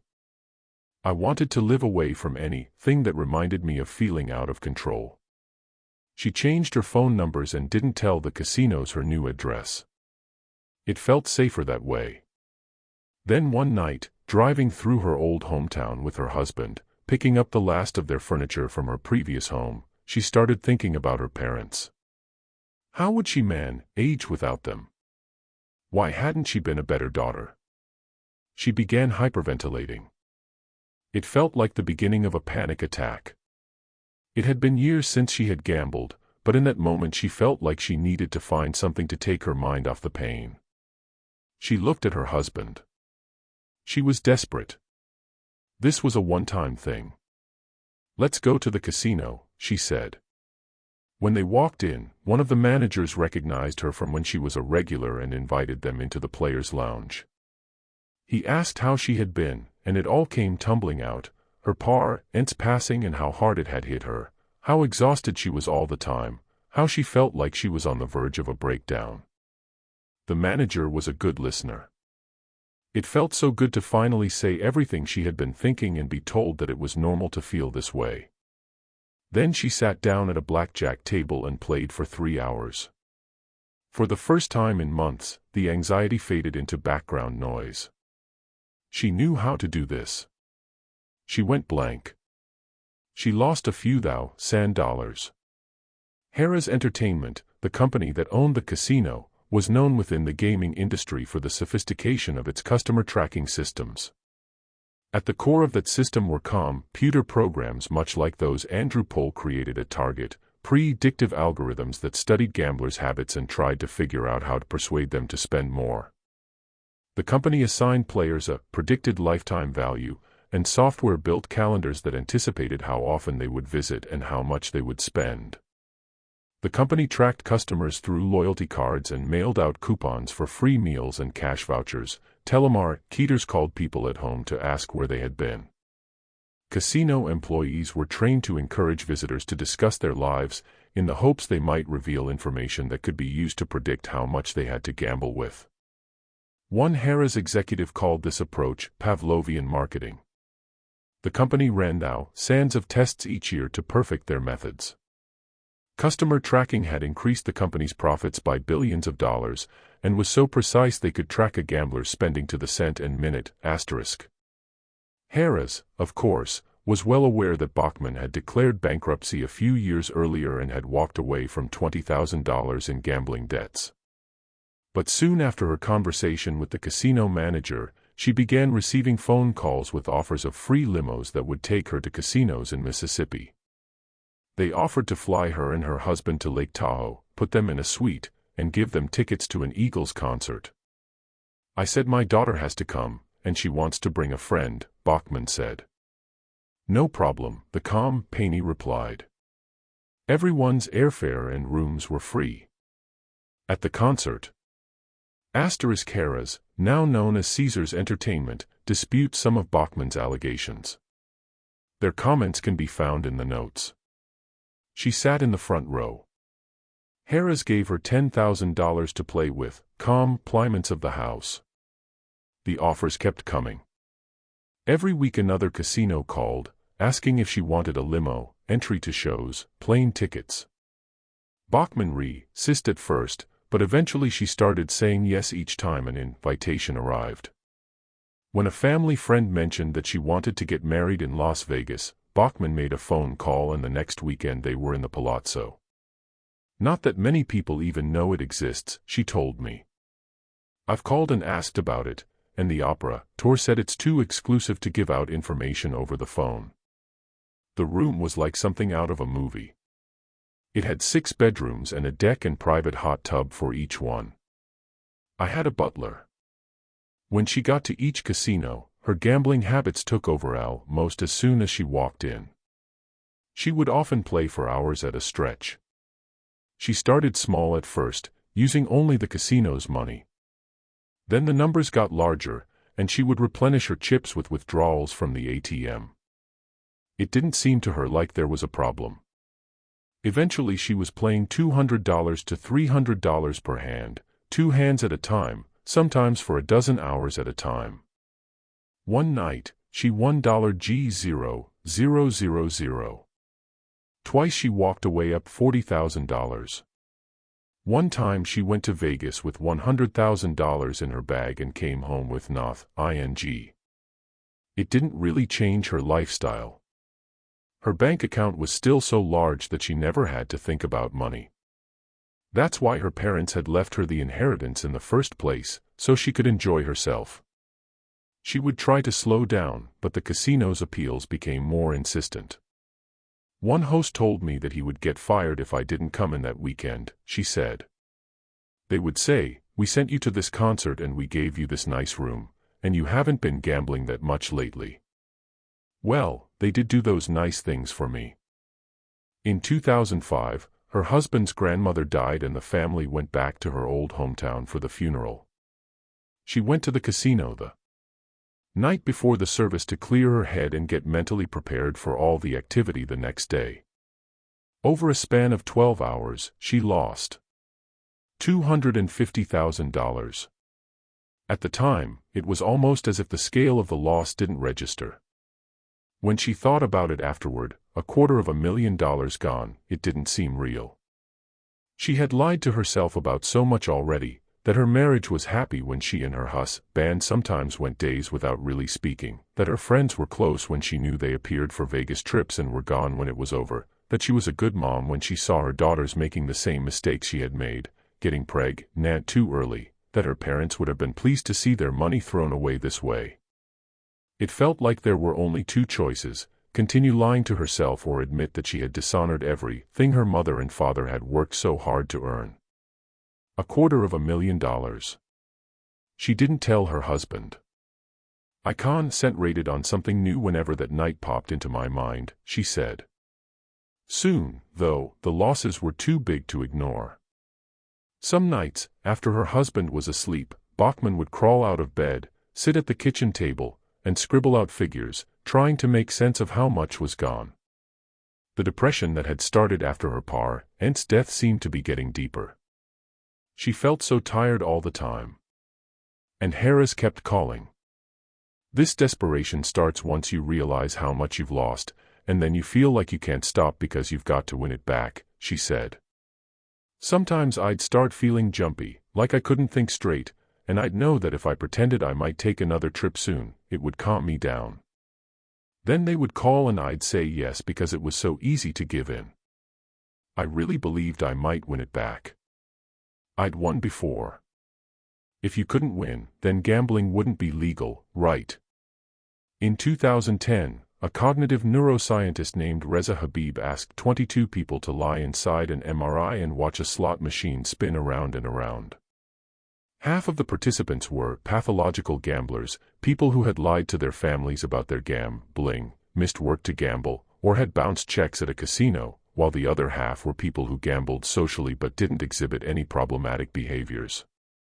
Everyone was placed on their backs inside a narrow tube and told to watch wheels of lucky sevens, apples, and gold bars spin across a video screen. The slot machine was programmed to deliver 3 outcomes: a win, a loss, and a near miss, in which the slots almost matched up but, at the last moment, failed to align. None of the participants won or lost any money. All they had to do was watch the screen as the MRI recorded their neurological activity.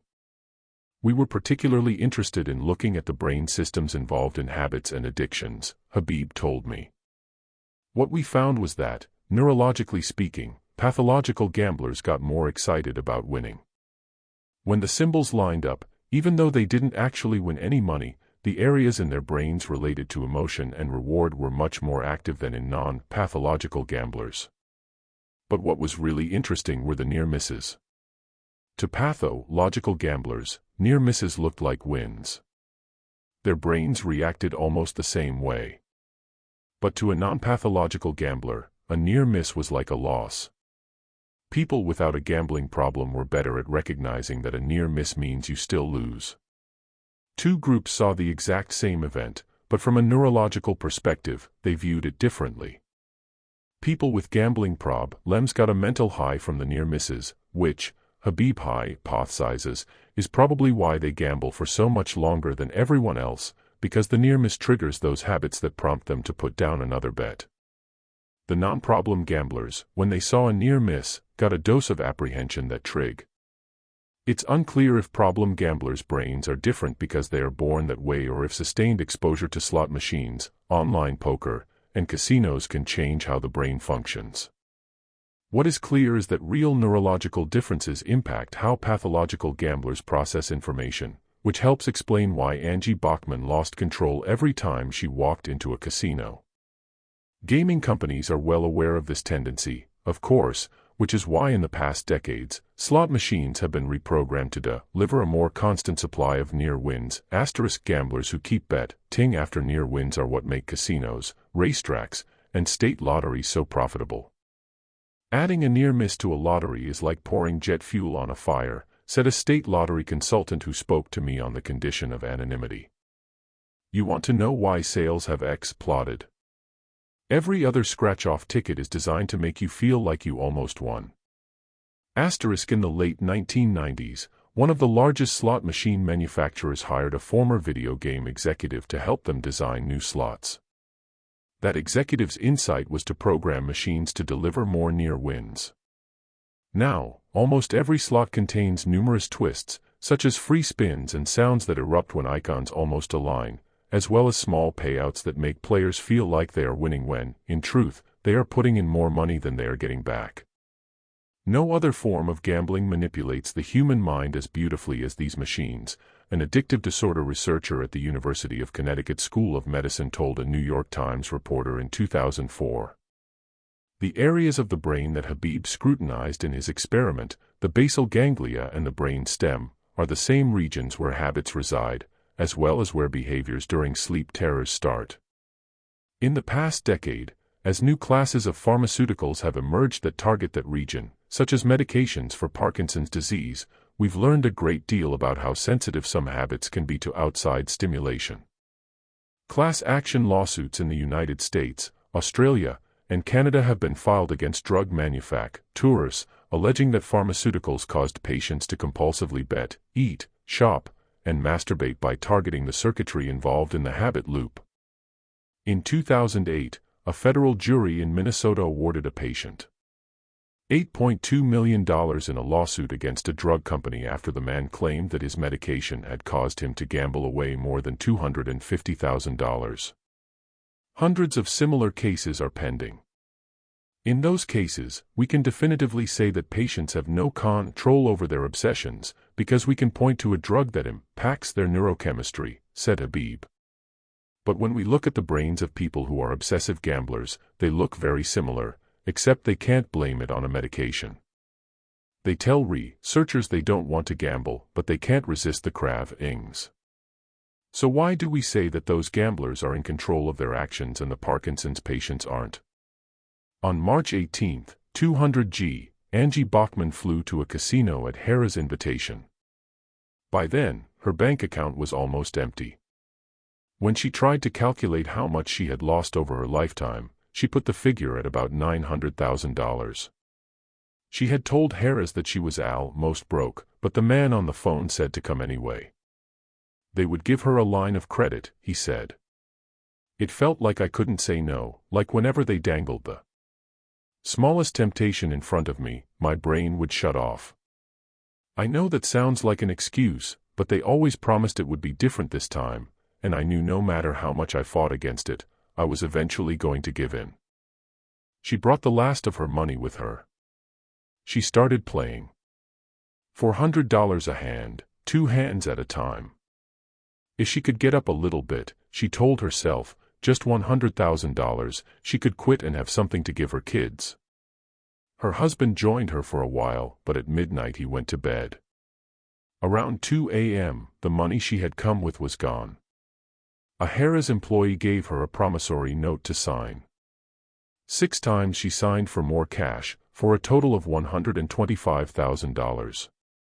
At about 6 in the morning, she hit a hot streak and her piles of chips began to grow. A crowd gathered.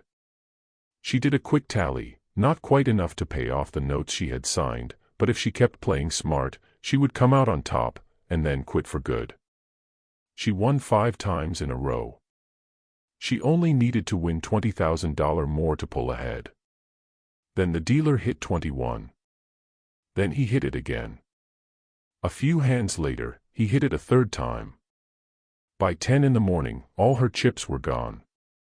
She asked for more credit, but the casino said no. Bachman left the table dazed and walked to her suite. It felt like the floor was shaking. She trailed a hand along the wall so that if she fell, she'd know which way to lean. When she got to the room, her husband was waiting for her. "It's all gone," she told him. "Why don't you take a shower and go to bed?" he said. "It's okay. You've lost before." "It's all gone," she said. "What do you mean?" "The money is gone," she said. "All of it?" "At least we still have the house," he said. She didn't tell him that she'd taken out a line of credit on their home and had gambled it away. Brian Thomas murdered his wife. Angie Bachman squandered her inheritance. Is there a difference in how society should assign responsibility? Thomas's lawyer argued that his client wasn't culpable for his wife's death because he acted unconsciously, automatically, his tie-in cued by the belief that an intruder was attacking. He never chose to kill, his lawyer said, and so he shouldn't be held responsible for her death. By the same logic, Bachman, as we know from Reza Habib's research on the brains of problem gamblers, was also driven by powerful cravings. She may have made a choice that first day when she got dressed up and decided to spend the afternoon in a casino, and perhaps in the weeks or months that followed. But years later, by the time she was losing $250,000 in a single night, after she was so desperate to fight the urges that she moved to a state where gambling wasn't legal, she was no longer making conscious decisions. Historically, in neuroscience, we've said that PLE with brain damage lose some of their free will, said Habib. But when a pathological gambler sees a casino, it seems very similar. It seems like they're acting without choice. Thomas's lawyer argued, in a manner that everyone believed, that his client had made a terrible mistake and would carry the guilt of it for life. However, isn't it clear that Bachman feels much the same way? "I feel so guilty, so ashamed of what I've done," she told me. "I feel like I've let everyone down. I know that I'll never be able to make up for this, no matter what I do." That said, there is one critical distinction between the cases of Thomas and Bachman. Thomas murdered an innocent person. He committed what has always been the gravest of crimes. Angie Bachman lost money. The only victims were herself, her family, and a $27 billion company that loaned her $125,000. Thomas was set free by society and Bachman was held accountable for her deeds. 10 months after Bachman lost everything, Harrah's tried to collect from her bank. The promissory notes she signed bounced, and so Harrah sued her, demanding Bachman pay her debts and an additional $375,000 in penalties, a civil punishment, in effect, for committing a crime. She countersued, claiming that by extending her credit, free sweets, and booze, Harrah's had preyed on someone they knew had no control over her habits. Her case went all the way to the state Supreme Court. Bachman's lawyer, echoing the arguments that Thomas's attorney had made on the murderer's behalf, said that she shouldn't be held culpable because she had been reacting automatically to temptations that Harris put in front of her. Once the offers started rolling in, he argued, once she walked into the casino, her habits took over and it was impossible for her to control her behavior. The justices, acting on behalf of society, said Bachman was wrong. There is no common law duty obligating a casino operator to refrain from attempting to entice or contact gamblers that it knows or should know are compulsive gamblers, the court wrote. Indiana had a voluntary exclusion program, in which any person could ask for their name to be placed upon a list that required nos to bar them from playing, and the existence of the voluntary exclusion program suggests the legislature intended pathological gamblers to take personal responsibility to prevent and protect themselves against compulsive gambling, wrote Justice Robert Rucker. Perhaps the difference in outcomes for Thomas and Bachman is fair. After all, it's easier to sympathize with a devastated widower than a housewife who threw everything away. Why is it easier, though? Why does it seem the bereaved husband is a victim, while the bankrupt gambler got her just deserts? Why do some habits seem like they should be so easy to control, while others seem out of reach? More important, is it right to make a distinction in the first place? Some thinkers, Aristotle wrote in Nicomachean Ethics, hold that it is by nature that people become good, others that it is by habit, and others that it is by instruction. For Aristotle, habits reign supreme. The behaviors that occur unthinkingly are the evidence of our truest selves, he said. So, just as a piece of land has to be prepared beforehand if it is to nourish the seed, so the mind of the pupil has to be prepared in its habits if it is to enjoy and dislike the right things.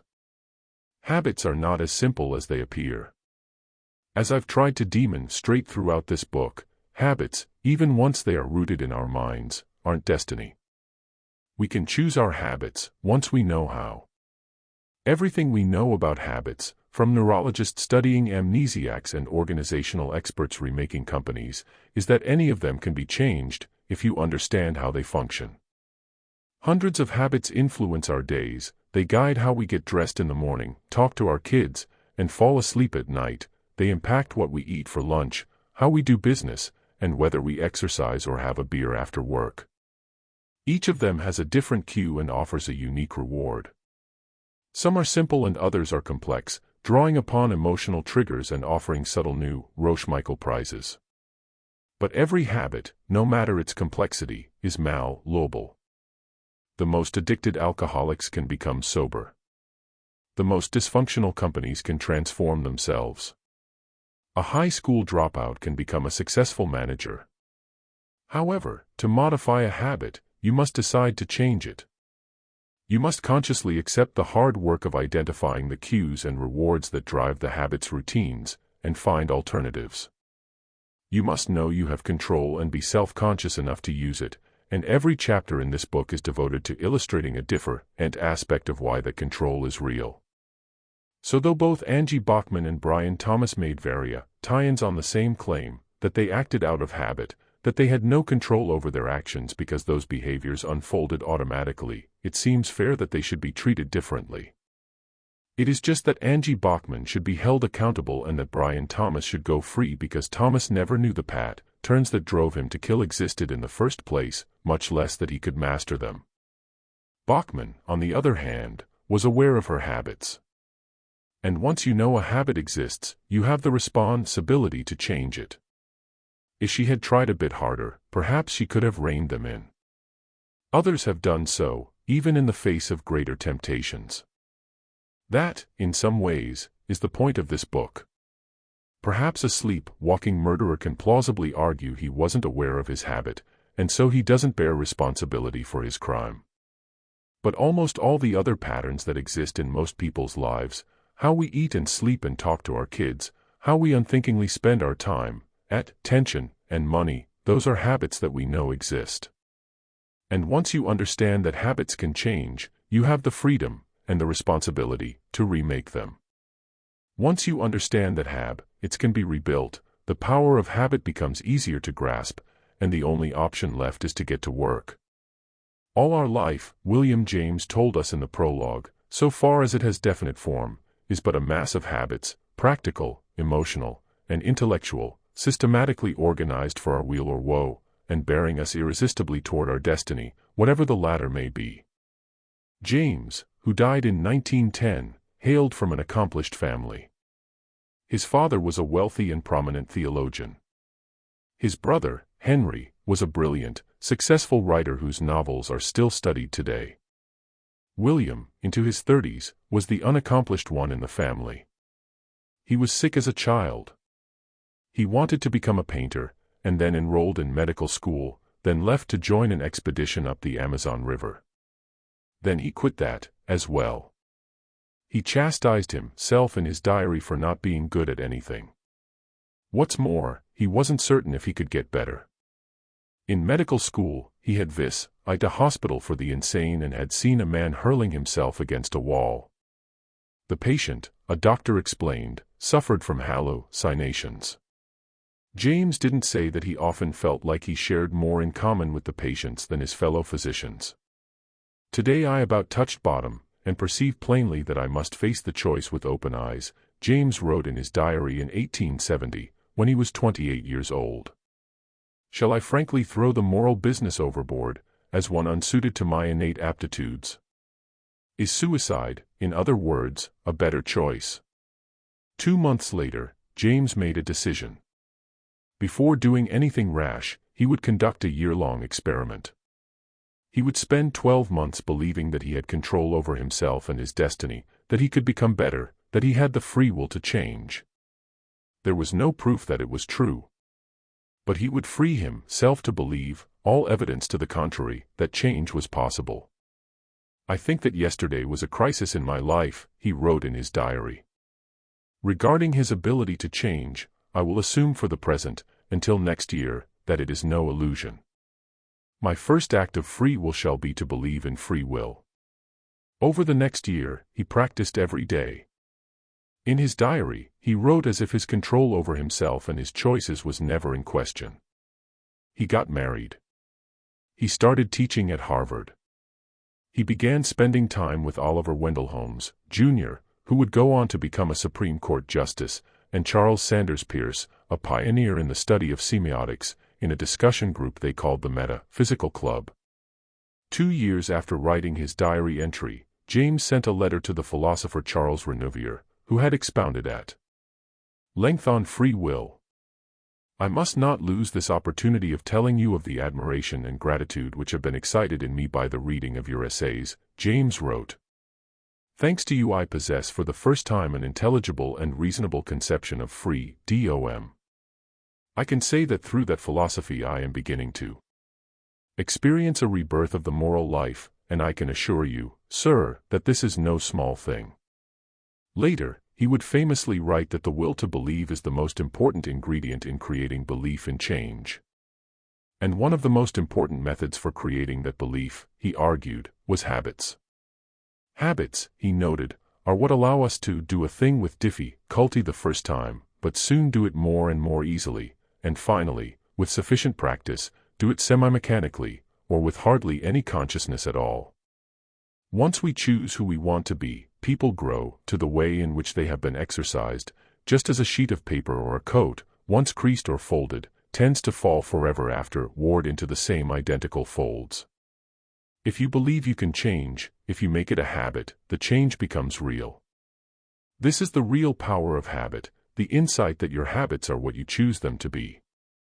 Once that choice occurs, and becomes automatic, habitual, it's not only real, it starts to seem inevitable, the thing, as James wrote, that bears us irresistibly toward our destiny, whatever the latter may be. The way we habitually think of our surroundings and ourselves create the worlds that each of us inhabit. There are these 2 young fish swimming along and they happen to meet an older fish swimming the other way, who nods at them and says, "Morning, boys. How's the water?" The writer David Foster Wallace told a class of graduating college students in 2005. And the 2 young fish swim on for a bit, and then eventually one of them looks over at the other and goes, "What the hell is water?" The water, the habits and patterns, is the unthinking choices and invisible decisions that surround us every day, and which, just by looking for them, become visible again. And once it is visible, it's within our control. Throughout his life, William James wrote about habits and their central role in creating happiness and success.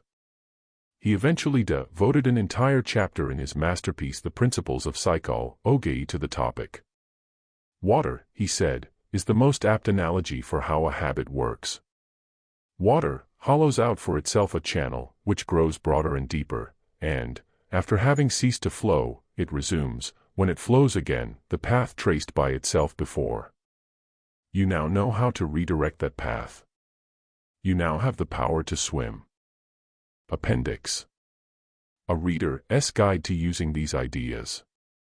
The difficult thing about studying the science of habits is that most people, when they hear about this field of research, want to know the secret formula for quickly changing any habit. If scientists have discovered how these patterns work, then it stands to reason that they must have also found a recipe for rapid change, right? If only it were that easy. It's not that formulas don't exist. The problem is that there isn't one formula for changing habits. There are thousands. Individuals and habits are all different, and so the specifics of diagnosing and changing the patterns in our lives differ from person to person and behavior to behavior. Giving up cigarettes is different than curbing overeating, which is different from changing how you communicate with your spouse, which is different from how you prioritize tasks at work. What's more, each person's habits are driven by different cravings. As a result, this book doesn't contain one prescription. Rather, I hope to deliver something else, a framework for understanding how habits work and a guide to experimenting with how they might change. Some habits yield easily to analysis and influence. Others are more complex and obstinate, and require prolonged study. And for others, change is a process that never fully concludes. But that doesn't mean it can't occur. Each chapter in this book explains a different aspect of why habits exist and how they function. The framework described in this appendix is an attempt to distill, in a very basic way, the tactics that researchers have found for diagnosing and shaping habits within our own lives. This isn't meant to be comprehensive. This is merely a practical guide, a place to start. And paired with deeper lessons from this book's chapters, it's a manual for where to go next. Change might not be fast and it isn't always easy. But with time and effort, almost any habit can be reshaped. The framework. Identify the routine. Experiment with rewards. Isolate the cue. Have a plan. Step 1. Identify the routine. The MIT researchers in Chapter 1 discovered a simple neurological loop at the core of every habit, a loop that consists of 3 parts, a cue, a routine and a reward. To understand your own habits, you need to identify the components of your loops. Once you have diagnosed the habit loop of a particular behavior, you can look for ways to supplant old vices with new routines. As an example, let's say you have a bad habit, like I did when I started researching this book, of going to the cafeteria and buying a chocolate chip cookie every afternoon. Let's say this habit has caused you to gain a few pounds. In fact, let's say this habit has caused you to gain exactly 8 pounds, and that your wife has made a few pointed comments. You've tried to force yourself to stop, you even went so far as to put a post-it on your computer that reads, "No more cookies." But every afternoon you manage to ignore that note, get up, wander towards the cafeteria, buy a cookie and, while chatting with colleagues around the cash register, eat it. It feels good, and then it feels bad. Tomorrow, you promise yourself, you'll muster the willpower to resist. Tomorrow will be different. But tomorrow, the habit takes hold again. How do you start diagnosing and then changing this behavior? By figuring out the habit loop. And the first step is to identify the routine. In this cookie scenario, as with most habits, the routine is the most obvious aspect. It's the behavior you want to change. Your routine is that you get up from your desk in the afternoon, walk to the cafeteria, buy a chocolate chip cookie and eat it while chatting with friends. So that's what you put into the loop. Next, some less obvious questions. What's the cue for this row? Time. Is it hunger? Boredom? Low blood sugar? That you need a break before plunging into another task? And what's the reward? The cookie itself? The change of scene, airy? The temporary distraction? Socializing with colleagues? Or the burst of energy that comes from that blast of sugar? To figure this out, you'll need to do a little experimentation. Step 2. Experiment with rewards. Rewards are powerful because they satisfy cravings. But we're often not conscious of the cravings that drive our behaviors. When the Febreze marketing team discovered that consumers desired a fresh scent at the end of a cleaning ritual, for example, they had found a craving that no one even knew existed. It was hiding in plain sight. Most cravings are like this, obvious in retrospect, but incredibly hard to see when we are under their sway. To figure out which cravings are driving particular habits, it's useful to experiment with different rewards. This might take a few days, or a week, or longer. During that period, you shouldn't feel any pressure to make a real change. Think of yourself as a scientist in the data collection stage. On the first day of your experiment, when you feel the urge to go to the cafeteria and buy a cookie, adjust your routine so it delivers a different reward. For instance, instead of walking to the cafeteria, go outside, walk around the block, and then go back to your desk without eating anything. The next day, go to the cafeteria and buy a donut or a candy bar and eat it at your desk. The next day, go to the cafeteria, buy an apple, and eat it while chatting with your friends. Then, try a cup of coffee.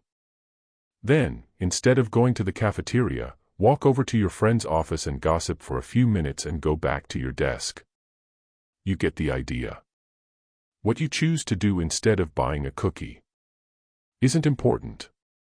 The point is to test different hypotheses to determine which craving is driving your routine. Are you craving the cookie itself, or a break from work? If it's the cookie, is it because you're hungry?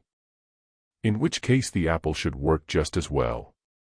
Or is it because you want the burst of energy the cookie provides? And so the coffee should suffice.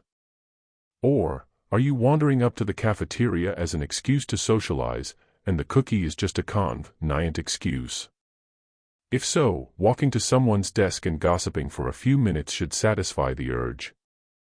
As you test 4 or 5 different rewards, you can use an old trick to look for patterns. After each activity, jot down on a piece of paper the first 3 things that come to mind when you get back to your desk. They can be emotions, random thoughts, reflections on how you're feeling, or just the first 3 words that pop into your head. Then, set an alarm on your watch or computer for 15 minutes. When it goes off, ask yourself, do you still feel the urge for that cookie? The reason why it's important to write down 3 things, even if they are meaningless words, is twofold. First, it forces a momentary awareness of what you are thinking or feeling. Just as Mandy, the nail biter in Chapter 3, carried around a note card filled with hash marks to force her into awareness of her habitual urges, so writing 3 words forces a moment of attention. What's more, studies show that writing down a few words helps in later recalling what you were thinking at that moment. At the end of the experiment, when you review your notes, it will be much easier to remember what you were thinking and feeling at that precise instant, because your scribbled words will trigger a wave of recollection. Why the 15-minute alarm? Because the point of these tests is to determine the reward you're craving. If, 15 minutes after eating a donut, you still feel an urge to get up and go to the cafeteria, then your habit isn't motivated by a sugar craving. If, after gossiping at a colleague's desk, you still want a cookie, then the need for human contact isn't what's driving your behavior. On the other hand, if 15 minutes after chatting with a friend, you find it easy to get back to work, then you've identified the reward, temporary distraction and socialization, that your habit sought to satisfy. By experimenting with different rewards, you can isolate what you are actually craving, which is essential in redesigning the habit. Once you've figured out the routine and the reward, what remains is identifying the cue. Step 3. Isolate the cue. About a decade ago, a psychologist at the University of Western Ontario tried to answer a question that had bewildered social scientists for years. Why do some eyewitnesses of crimes misremember what they see, while others recall events accurately? The recollections of eyewitnesses, of course, are incredibly important. And yet studies indicate that eyewitnesses often misremember what they observe. They insist that the thief was a man, for instance, when she was wearing a skirt, or that the crime occurred at dusk, even though police reports say it happened at 2 o'clock in the afternoon. Other eyewitnesses, on the other hand, can remember the crimes they've seen with near-perfect recall. Dozens of studies have examined this phenomena, trying to determine why some people are better eyewitnesses than others. Researchers theorize that some people simply have better memories, or that a crime that occurs in a familiar place is easier to recall. But those theories didn't test out. People with strong and weak memories, or more and less familiarity with the scene of a crime, were equally liable to misremember what took place. The psychologist at the University of Western Ontario took a different approach. She wondered if researchers were making a mistake by focusing on what questioners and witnesses had said, rather than how they were saying it. She suspected there were subtle cues that were influencing the questioning process. But when she watched videotape after videotape of witness interviews, looking for these cues, she couldn't see anything. There was so much activity in each interview, all the facial expressions, the different ways the questions were posed, the fluctuating emotions, that she couldn't detect any patterns. So she came up with an idea. She made a list of a few elements she would focus on: the questioner's tone, the facial expressions of the witness, and how close the witness and the questioner were sitting to each other. Then, she removed any information that would distract her from those elements. She turned down the volume on the television so, instead of hearing words, all she could detect was the tone of the questioner's voice. She taped a sheet of paper over the questioner's face, so all she could see was the witness's expressions. She held a tape measure to the screen to measure their distance from each other. And once she started studying these specific elements, patterns leapt out. She saw that witnesses who misremembered facts usually were questioned by cops who used a gentle, friendly tone. When witnesses smiled more, or sat closer to the person asking the case, tie-ins, they were more likely to misremember. In other words, when environmental cues said, "We are friends," a gentle tone, a smiling face, the witnesses were more likely to misremember what had occurred. Perhaps it was because, subconsciously, those friendship cues triggered a habit to please the questioner. But the importance of this experiment is that those same tapes had been watched by dozens of other researchers. Lots of smart PLE had seen the same patterns, but no one had recognized them before. Because there was too much information in each tape to see a subtle cue. Once the psychologist decided to focus on only 3 categories of behavior, however, and eliminate the extraneous information, the patterns leapt out. Our lives are the same way. The reason why it is so hard to identify the cues that trigger our habits is because there is too much information bombarding us as our behaviors unfold. Ask yourself, do you eat breakfast at a certain time each day because you are hungry? Or because the clock says 7:30? Or because your kids have started eating? Or because you're dressed, and that's when the breakfast habit kicks in? When you automatically turn your car left while driving to work, what triggers that behavior? A street sign? A particular tree? The knowledge that this is, in fact, the correct route? All of them together. When you're driving your kid to school, and you find that you've absent-mindedly started taking the route to work, rather than to the school, what caused the mistake? What was the cue that caused the drive to work habit to kick in, rather than the drive to school pattern? To identify a cue amid the noise, we can use the same system as the psychologist, identify categories of behaviors ahead of time to scrutinize in order to see patterns. Luckily, science offers some help in this regard. Experiments have shown that almost all habitual cues fit into one of 5 categories. Location: time. Emotional state: other people. Immediately preceding action. So, if you're trying to figure out the cue for the going to the CAF, eateria and buying a chocolate chip cookie habit, you write down 5 things the moment the urge hits. These are my actual notes from when I was trying to diagnose my habit. Where are you? Sitting at my desk. What time is it? 3:3 p.m. What's your emotional state? Bored. Who else is around? No one. What action preceded the urge? Answered an email the next day. Where are you? Walking back from the copier. What time is it? 3:18 p.m. What's your emotional state? Happy. Who else is around? Jim from sports. What action preceded the urge? Made a photocopy the 3rd day. Where are you? Conference room. What time is it? 3:41 p.m. What's your emotional state? Tired, excited about the project I'm working on. Who else is around? Editors who are coming to this meeting. What action preceded the urge? I sat down because the meeting is about to start. 3 days in, it was pretty clear which cue was triggering my cookie habit. I felt an urge to get a snack at a certain time of day. I had already figured out, in step 2, that it wasn't hunger driving my behavior. The reward I was seeking was a temporary distraction, the kind that comes from gossiping with a friend. And the habit, I now knew, was triggered between 3 o'clock and 4 o'clock. Step 4, have a plan. Once you've figured out your habit loop, you've identified the reward driving your behavior, the cue triggering it, and the routine itself, you can begin to shift the behavior. You can change to a better routine by planning for the cue and choosing a behavior that delivers the reward you are craving. What you need is a plan. In the prologue, we learned that a habit is a choice that we deliberately make at some point, and then stop thinking about, but continue doing, often every day. Put another way, a habit is a formula our brain automatically follows. When I see CUE, I will do routine in order to get a reward. To re-engineer that formula, we need to begin making choices again.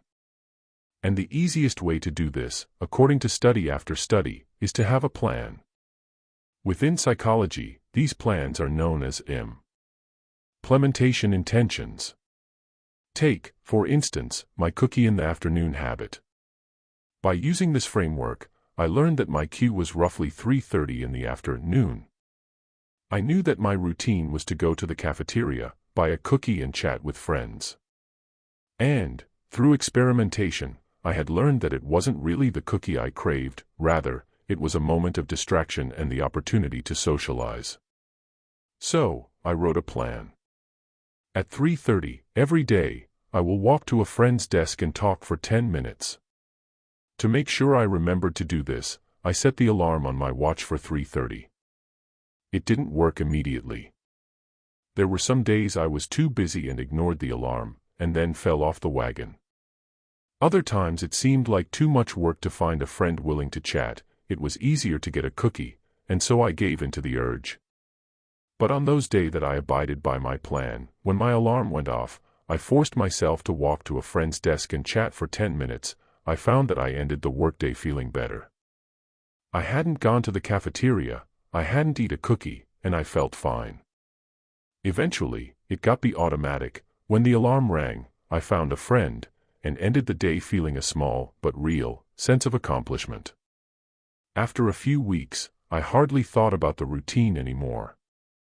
And when I couldn't find anyone to chat with, I went to the cafeteria and bought tea and drank it with friends. That all happened about 6 months ago. I don't have my watch anymore, I lost it at some point. But at about 3:30 every day, I absent-mindedly stand up, look around the newsroom for someone to talk to, spend 10 minutes gossiping about the news, and then go back to my desk. It occurs almost without me thinking about it. It has become a habit. Obviously, changing some habits can be more difficult. But this framework is a place to start. Sometimes change takes a long time. Sometimes it requires repeated experiments and failures. But once you understand how a habit operates, once you diagnose the cue, the routine, and the reward, you gain power over it.